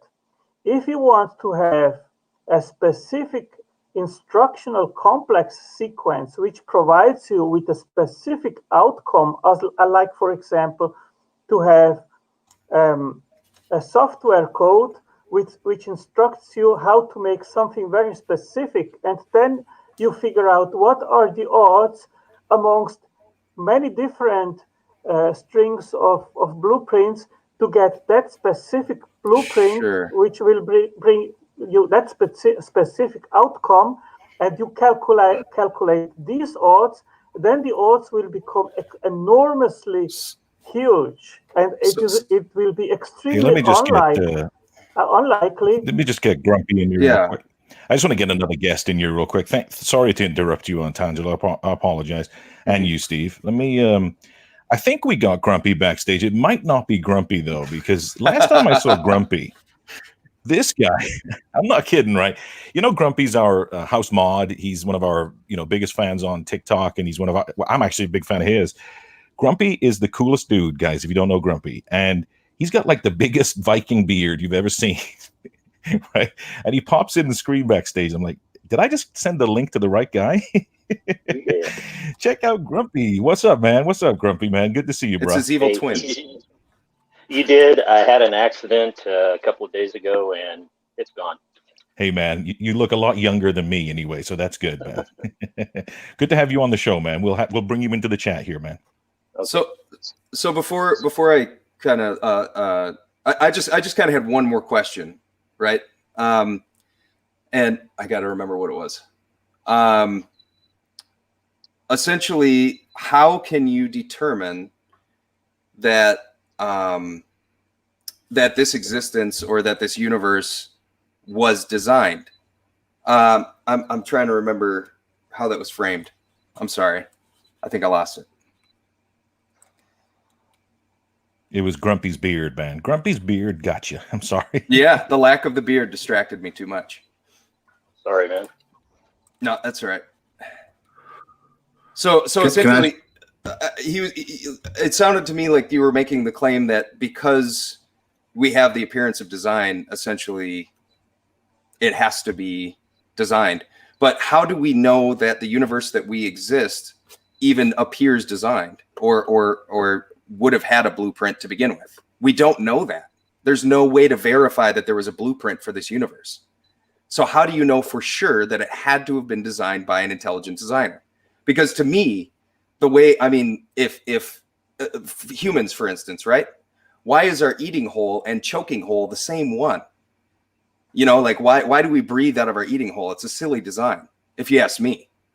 There's a lot of things about if this universe was designed that are just silly, that to me makes a lot more sense if it's constantly adapting to ourself, which is what we find historically.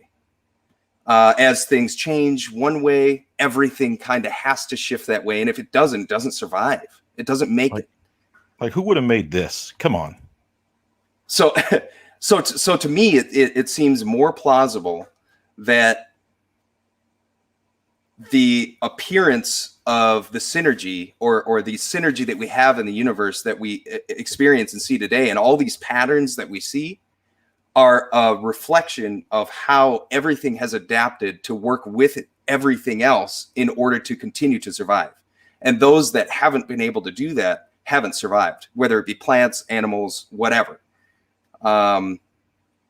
So that would be kind of my response to what you were saying with the blueprint argument.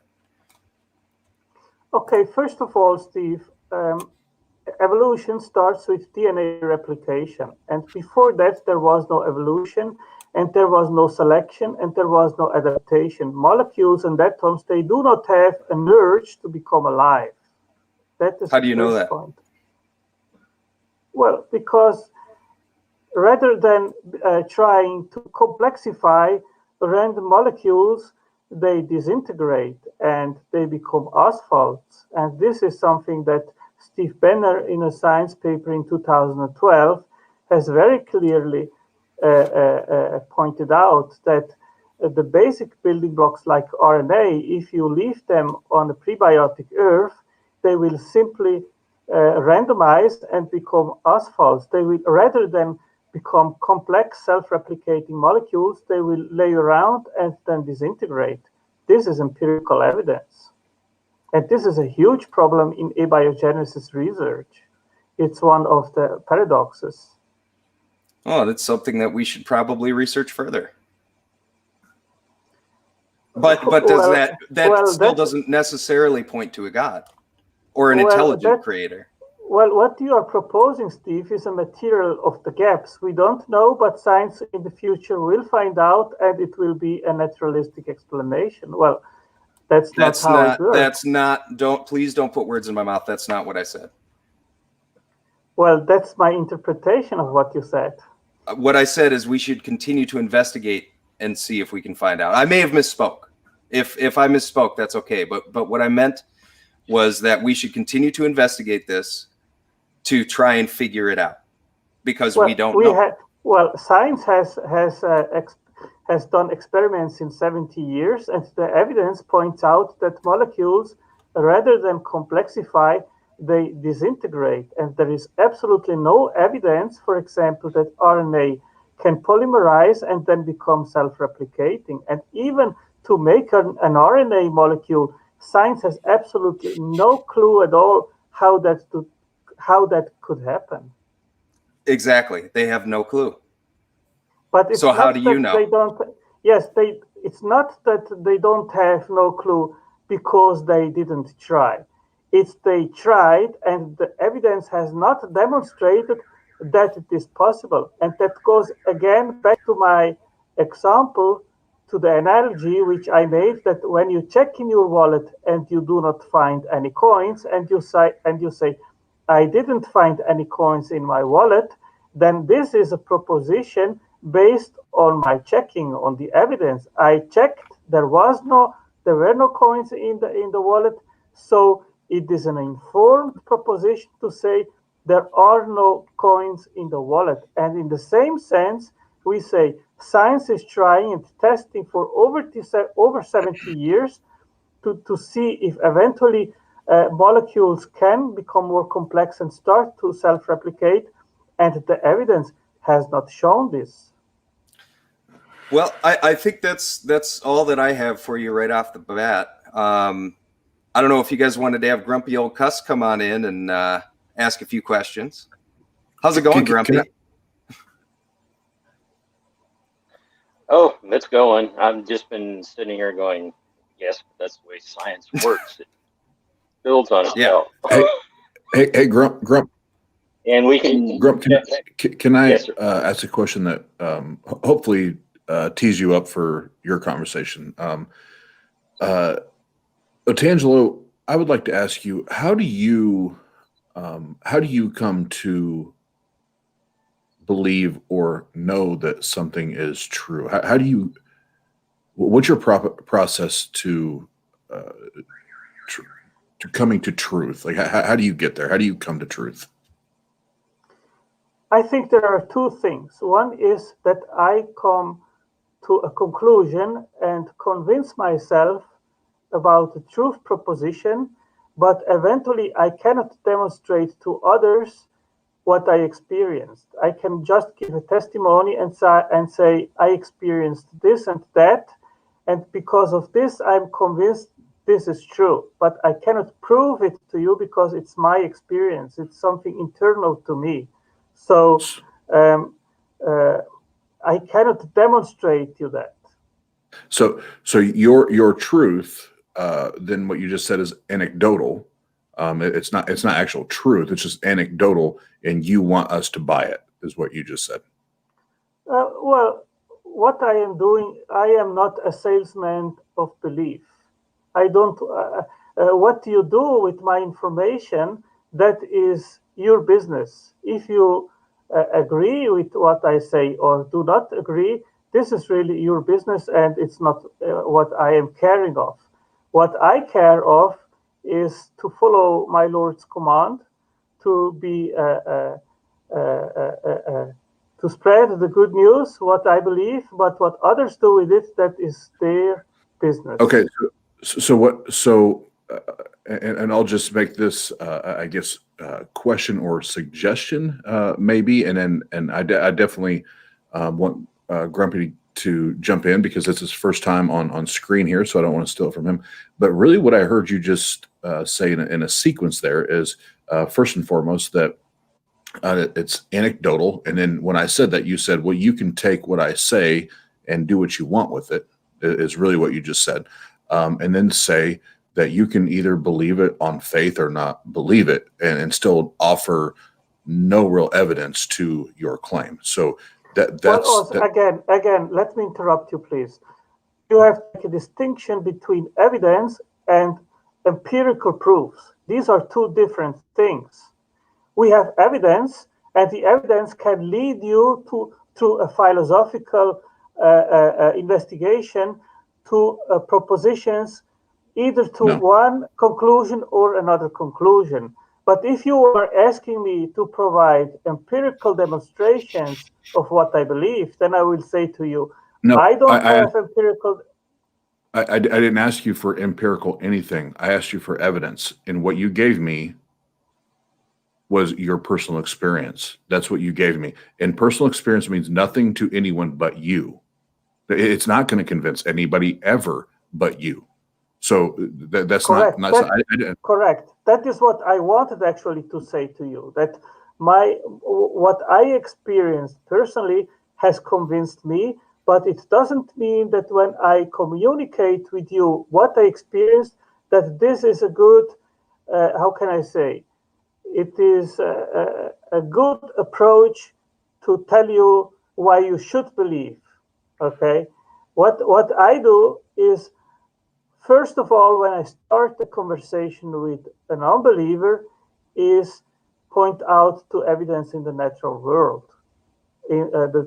I think the teleological argument is a very strong one, and in my understanding, by abductive reasoning, we can come rationally to the conclusion that intelligence as a causal agent is a better explanation than no intelligence to explain what we see around us.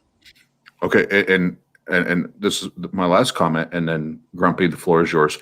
I can rationally say, and I can logically say, there's been nothing that you've said tonight that suggests that a God exists, and you have not provided any type of evidence or suggestion that would lean anyone to believe that is a possibility. So, Grump, the floor is yours, sir. Minus the beard. Good to see you. Good to see you. I wasn't going to add too much to this, except that I'm agreeing with Oz here that the teleological argument has always caused me problems because you're pointing at the natural world, and we don't really understand the natural world totally yet. So, hey, I don't know is a good answer for things. As I said, Grumpy, I do not base my argument based on lack of knowledge, of gaps of understanding, but I base it on what we do know. And we do know that certain signatures and features are always the result of intelligent action. And there are things that intelligence can do. Can you give me an example of that? I gave it to Steve. I don't know if you have followed my explanation of the factory maker argument. That, The factory maker, that is the clock maker argument, basically what that is. Yes, and I think this is positive that's evidence not a for very good. intelligence. Why is it not very good? It doesn't, Grumpy? because a clock maker, sure. The Can't have a appearance clock of design. Yeah, the appearance of design. Okay, That's it it. appears to be designed. Why is it not designed then? If it appears designed, why is it not designed? It doesn't have to be designed. Yes, but why does it, if it appears designed, why does it not lead to design and rather to non-design?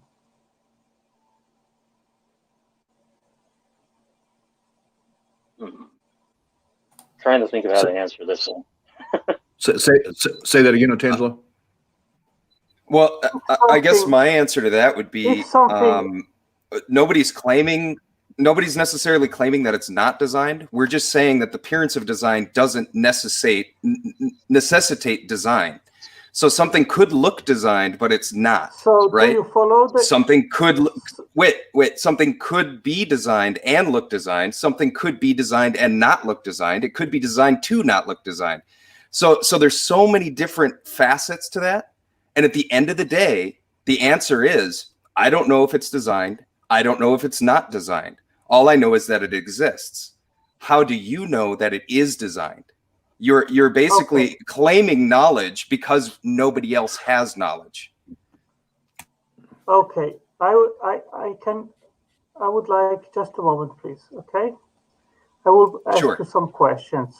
Just a moment, please. Okay. And I'm sorry, I didn't mean to take anything from you, Grumpy. You go ahead and continue.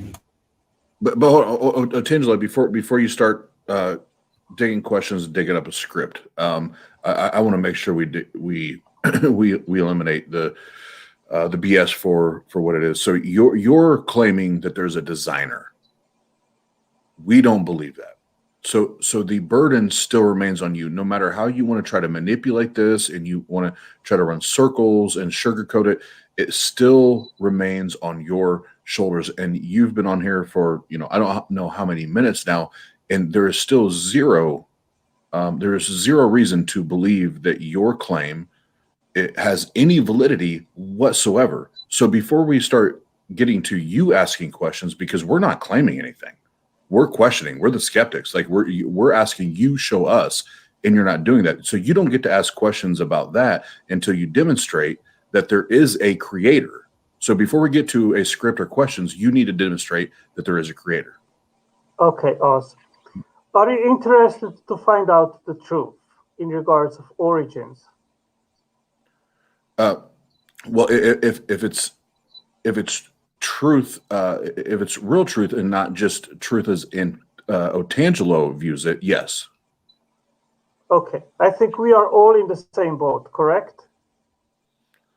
I don't know, you didn't answer you did not you didn't address what I said. If we are both interested in the same truth, which is an unbiased truth, then yes. What we want to find out is, in regards of origins, what corresponds to reality. Well, I mean, really, this is, and this always is kind of entertaining to me, is we're talking about the existence of a God, and now we're digging into origins, which is usually where the precept argument goes. I still don't know if your God exists to talk about origins, because you want to talk about origins, but I don't know that your God exists.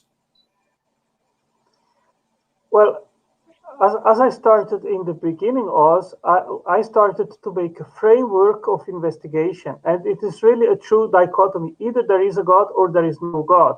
So that's not true, Otangelo. And I hate cutting people off. I do, but I have to do it here. It's not just one or the other. There are so many other possibilities, but you have convinced yourself.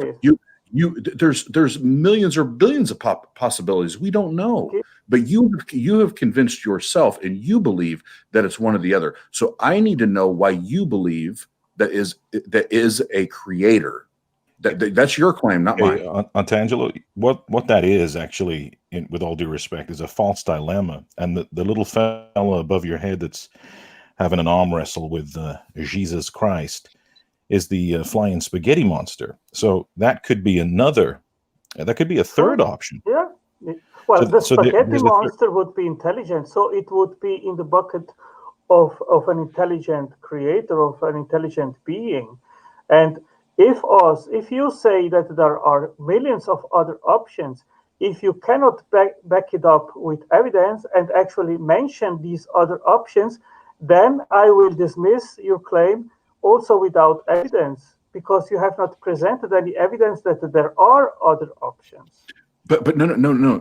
That's the presupposition, is that's what you do. No, I'm but saying, just to save time, though, you get to the end. So let's the entertainment part's done now. So you scurry on to the end of your script or your argumentation. Mine's the spaghetti monster. Yours is Jesus. We're holding up hands like above your head. Yours is divine revelation through the whatever the thingamajig is in the Bible. Mine is the slippery noodle on the back of my head. He tapped me. So who wins? Who wins the argument? If you want to believe in the spaghetti monster, be my guest. That's up to you. Right, but what I'm saying is the argument works for both of us. Well, if it works for you, I am fine with it. I don't want to convince you that the spaghetti monster is not your God. If you are fine with the spaghetti monster, hey, go with it. Go for it. No problem with me. It just doesn't convince me. So the argumentation part of it is nonsensical. It's you're believing in the story of the Bible, because ultimately the spaghetti monster can use the same argument. We get to the same argument, to the same thing. Then yours is saying, well, my more believable. Jesus wins the arm wrestle. He beats the noodle. But Jesus is a historical person. Your spaghetti monster is a made-up fictionary, a parody, and we know that. So that's to it. Well, I'm obviously making a reductio ad absurdum. That is true. Yeah. You've caught me out. So, I'm not trying to pull the wool over your eyes. This is purely for the point. I'm just saying, though, with due respect to the argumentation and not to argue dishonestly, we can get to something very similar at the end, but you're believing the story of the Bible, and I could be believing something else. Sure. So I think that's what Oz's I respect point was. it. I have no problem with your beliefs. You're free. I don't, as I said previously, I am not having this chat with you guys in the attempt to convince you that what I believe is true. I am just confessing what I believe, and you do with it whatever you feel you should do with it. That's I actually respect you coming on. I do respect that. I respect you coming on and chatting with us. I know a lot of people have dismissed you from chatting on their platforms. I like to hear these arguments. I thought you may have brought some content to the table, so I appreciate it. Okay, thanks. Yeah, and Tangelo, for me, it's from the atheist position. We don't have a. You stated something with Pasta about having a belief. We have a lack of belief.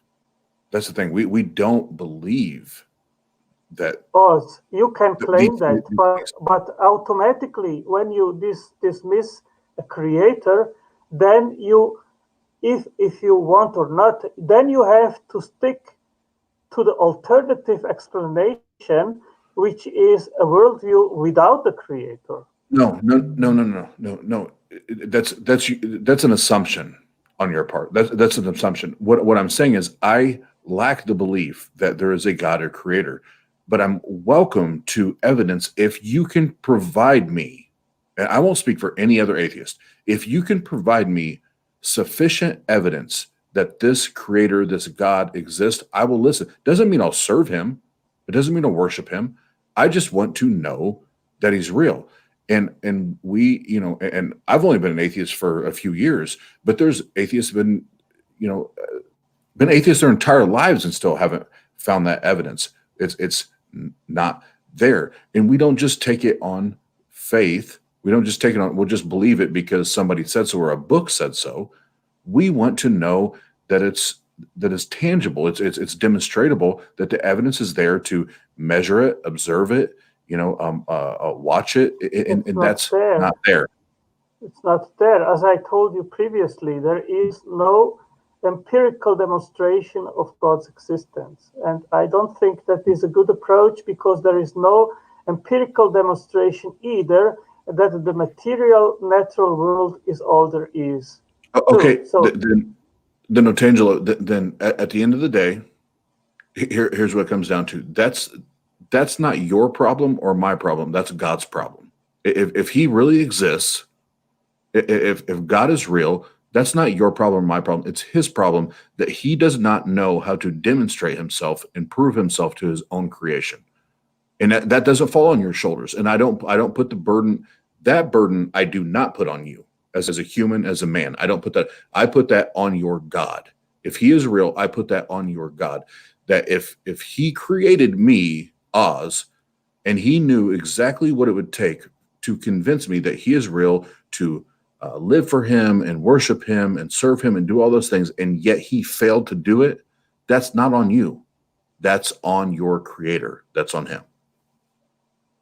Well, I see it in that way, Oz. I believe that God has given enough light to those which seek him, and they will find him, and I have sought him, and I did find him, and so many millions of other people, or billions of people on the entire world.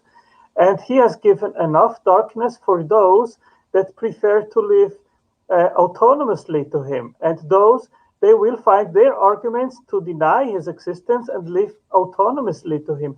And God, he desires that we all find him, but he prefers to give us free will to decide if we want to live with him or not. So there is that. I don't think that God has failed. I think that he has given enough evidence for those that want to believe, and enough darkness for those that want to live without him.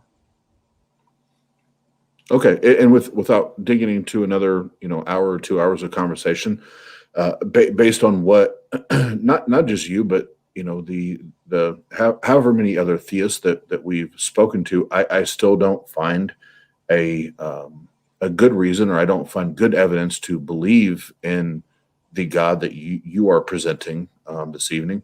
And we would love to have you come back on and have this conversation again. But I'm not. I'm just, you know, I'm not convinced, and it's not, you know, just the argument doesn't convince me. So yeah, and by the way, I want to reiterate, thank Absolutely. you in the comments section. I reached out to you. You came on. We don't have a theist on. We don't have many theists just appear in the comments and say they want to come on. So I do respect you, honestly, and thank you for coming in. What we're going to do, though, we're going to move on, Otangelo. I'm going to bring in Jeff again. We're going to talk about some of the calls he's been taking. We're going to keep Grumpy in the chat. So if you don't mind, I'm actually going to take you out of the stream. And if you want to come back in another time, I don't mind at all, okay? Just give us a holler in the comments, okay? Otangelo, Okay, thank great. you. Thank you. Thank you for having me at your channel. Yes, Bye-bye.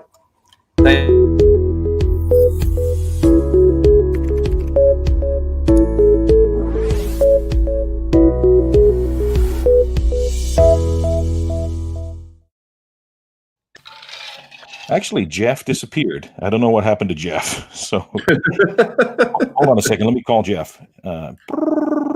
Hey, Jeff, where did he go, buddy? I don't know where he went. Where the hell did Jeff. Oh, he's combing his hair. That's what happened. He's combing his hair. Yeah, well, Jeff, if you're out there, just like buddy, me, pop back up. I'm combing my hair right now. Oh yeah. Oh yeah. Hey, I'm going to let you two, you three handsome bastards, chat it up for a little minute. Bastards, goddamn, bastards.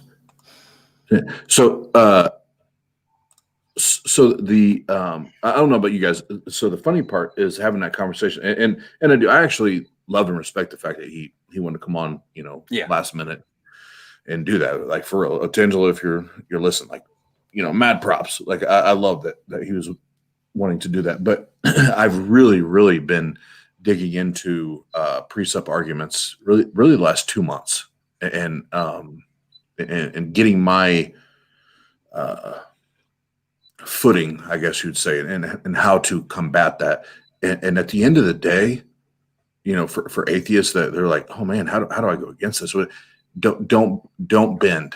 Do not bend, because they will run circles around you, and they will twist and they will turn. Hold your ground. I need evidence. Because guess what? They're not going to present it. And just stay true to your form, and be respectful. And you can be assertive. Like there's many times I was assertive tonight, but I was never nasty. I was never ugly. I was very, aggressive at times, but it's all about, no, you're not going to push your opinion or what you think is truth on me. Without you have to demonstrate. Yeah, you have to demonstrate. So you two, please interject.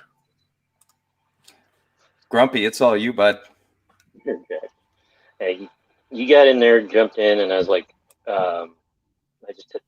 as you were jumping in, the Giant's Causeway came to mind. It looks like it's designed, but it's not. Exactly. Or the those land formations in Turkey that people mistake as big boats that may or may not have existed. Yeah. Well, and when he said it was, and Steve, you combated it a couple times with him, but it's not this or that. Like you can call it whatever fallacy you want to call it, but that's just life. Life is never just this or that. It's rarely is life black and white, right?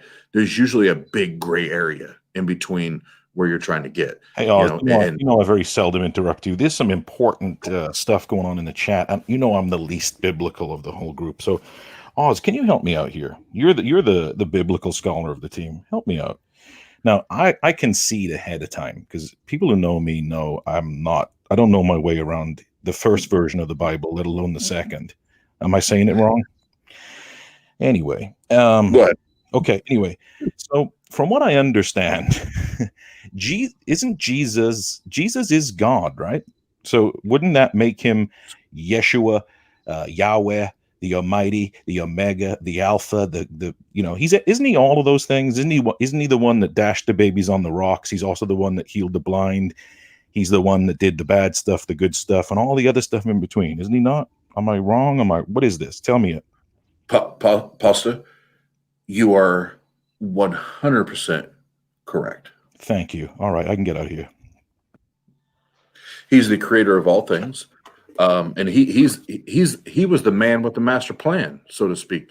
And guess what? He was the God that created all of this craziness that you see today. It says so right in this book. Yeah, according to Christians, everything you see happening on this planet today, he is responsible for the actions and the crimes and the murders and the molestations and the rapes, and he's responsible for all this. Keep that in mind. He is responsible. He created this, but there's certain Christians that will say that it was a God created a gentle fall. A gentle fall. He knew in the garden it was a gentle fall. I don't know what the fuck that means, but he created it. So, and Pop will jump back in. No, but in fairness, though, if I wrote a book that had a bunch of terrible shit in it, I'd probably rewrite it a second time and fix some of those errors.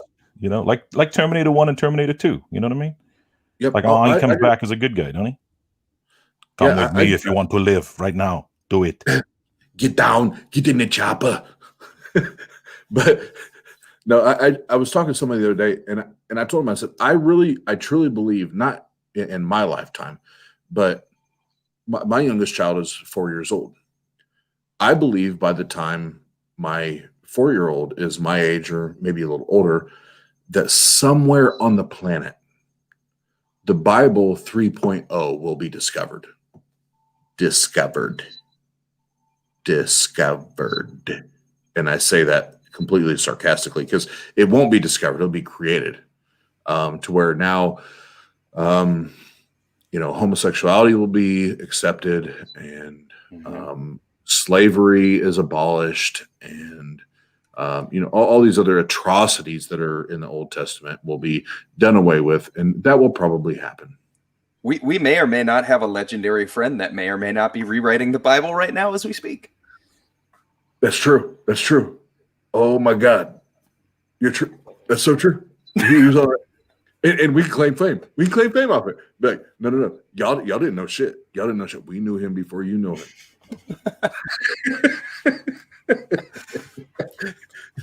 No, but what's going on in that head of yours, Grumpy? I'm just trying to put pieces together here. Now you say Bible 3.0 or 2.0? Well, 2.0 was the New Testament, right? Yeah. You got the OT, Yeah, the new T. we already had 3.0. Oh, the Quran. Oh, yeah. I'm sorry. So 4.0. 4.0. Less marrying 12-year-olds.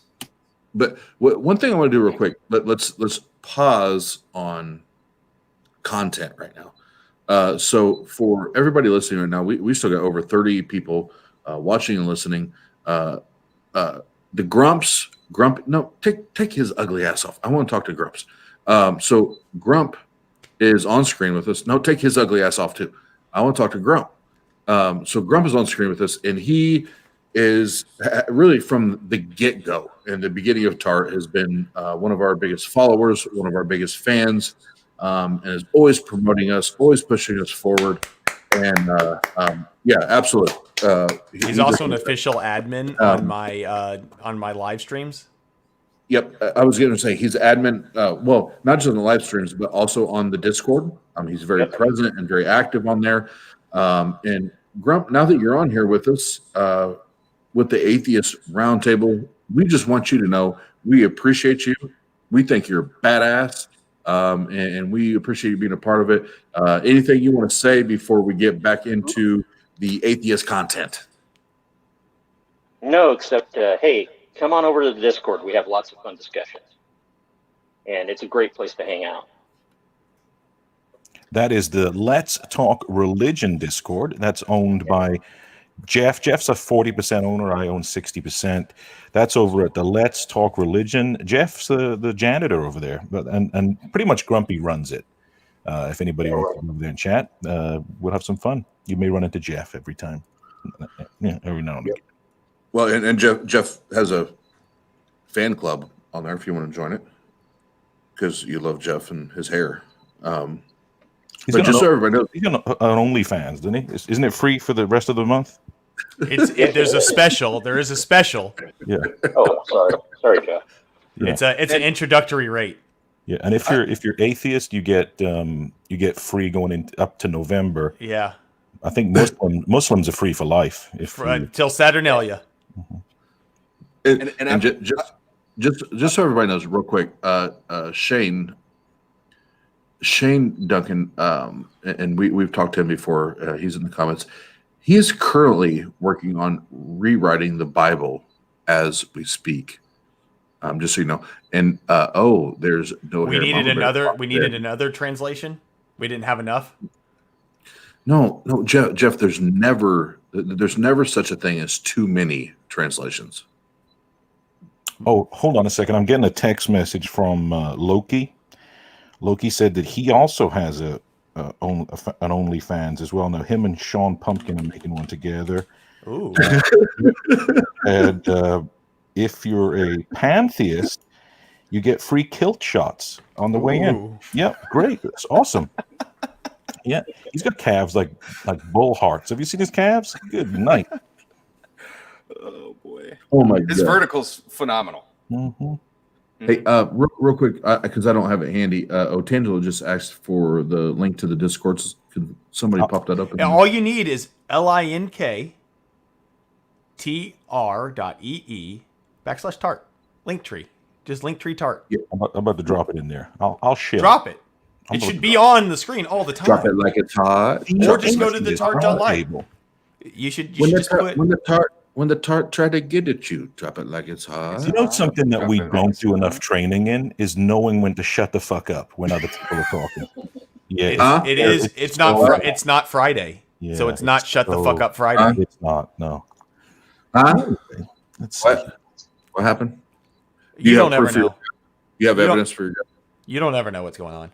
Do you? You don't know nothing. You don't know shit. I got a phone call earlier that you guys missed out on where someone was justifying beating their wife. Really? Yeah. According to their holy book, it was okay. I say, save your wife, beat your pipe. Then they don't know the Bible. They don't know Jesus. They don't know sheep. Oh God. They don't know none about none. They don't know nothing about nothing. Somebody told him that shit was funny one time. God damn it. Where's Otani? Oh, and all of a sudden, pasta disappears. Isn't it funny how that shit works? You want to? What do you guys do? What are you guys doing right now? You want to listen to some voicemails? That'd be great. Let's see what I got here. I gotta find a good one.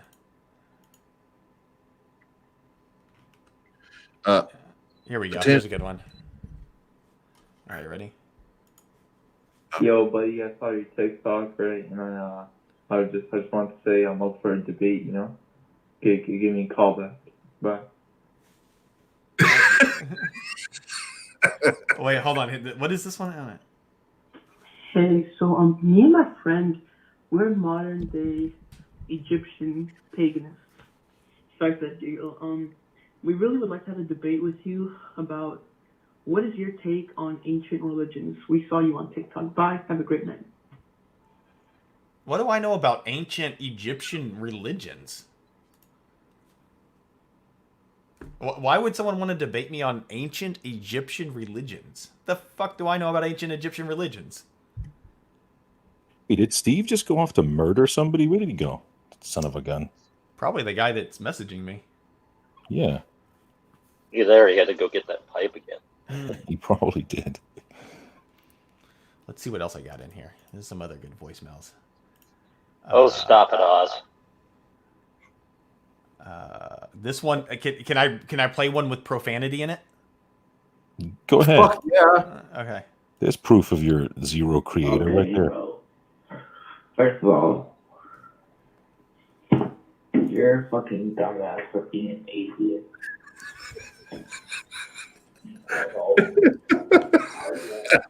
Believe in Jesus, bro.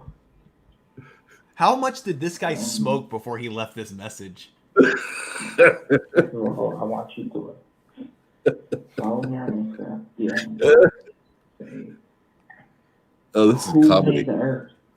Tell me. Like, it couldn't just pop out of nowhere.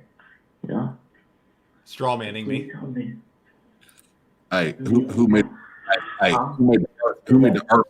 If you don't know, So this is the Atheist Roundtable. We're going to be chatting with Oz today about his life story. We're going to go deep. We're going to be spreading his cheeks, delving into that ass. Be going deep. But no, that's not what we're doing. No. I thought we were doing like the full like Hollywood story. No, we're not digging into my ass. No. Oh, okay. I thought we were going into the deep ass dive, like a deep dive. No, wrong channel. Yeah, this ain't Pornhub. Oh, God damn it.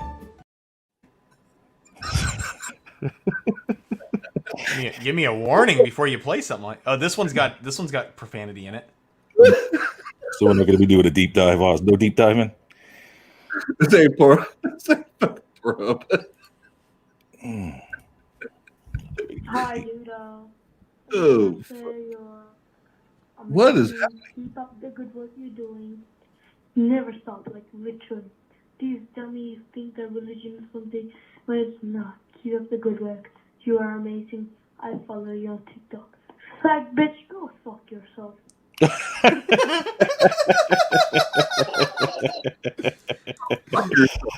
That's so good. I love being cussed out by 8-year-olds in some other country. It's fantastic. Hey, Jeff, from an 8-year-old, go fuck yourself. I know. I hear it a lot. It's funny because the messages I get from people that are genuine are always very, like, if someone's genuinely a member of a certain religion and they're over the age of 15, they're typically pretty nice. Like, they'll make a good argument. we might have a discussion about something and we'll come to an agreement, and it is what it is. Or I get messages from people that like saw the show, they liked the show, they found that it got them thinking about things and maybe freed their mind a little bit on stuff, and they're kind of trying to figure out what they know and figure that process out. And then I have kids like this that just leave me voicemails. Jeff, did you notice on the intro track the part of the verse about you? Did you catch that? Yes, I saw it. I enjoyed it. I can't wait. No. I'm talking about the words. Hey, is Loki still in the chat? Is Loki still out there?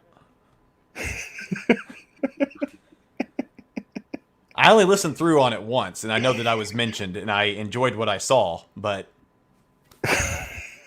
it said, just Jeff, what's next? You pissed that boy off. This is Loki's work. Yeah, that's courtesy of Loki. He's ripping pages out your text. That's right. It was the ripping pages. I saw Atheist Jesus 2 days ago. We had lunch together, and he brought me a Quran. Oh, sweet. Yeah. We did not rip it. We read it. Oh, sweet. Oh, that's cute. That's cute. Yeah, that's cute. I had someone leave me a voicemail that I won't play because it was so vulgar about the activities that they wanted me to do to holy books on video.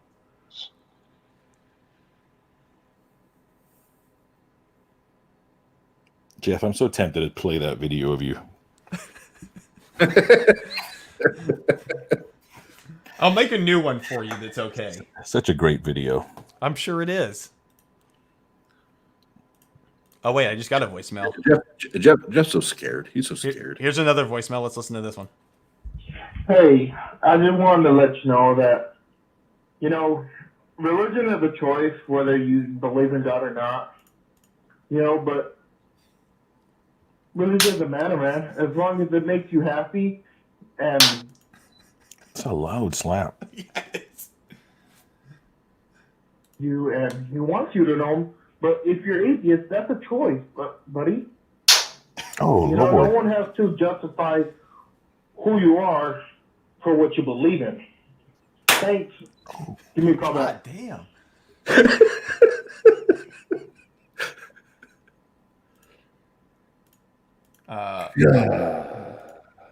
Yo, what the fuck happened to your life, kid? Okay. Huh? That's when my live got taken down for some reason. Here we go. All right, man, I'm calling you. Listen, man, I'm calling you. I'm gonna burn your ass up. You better shut the fuck up, man.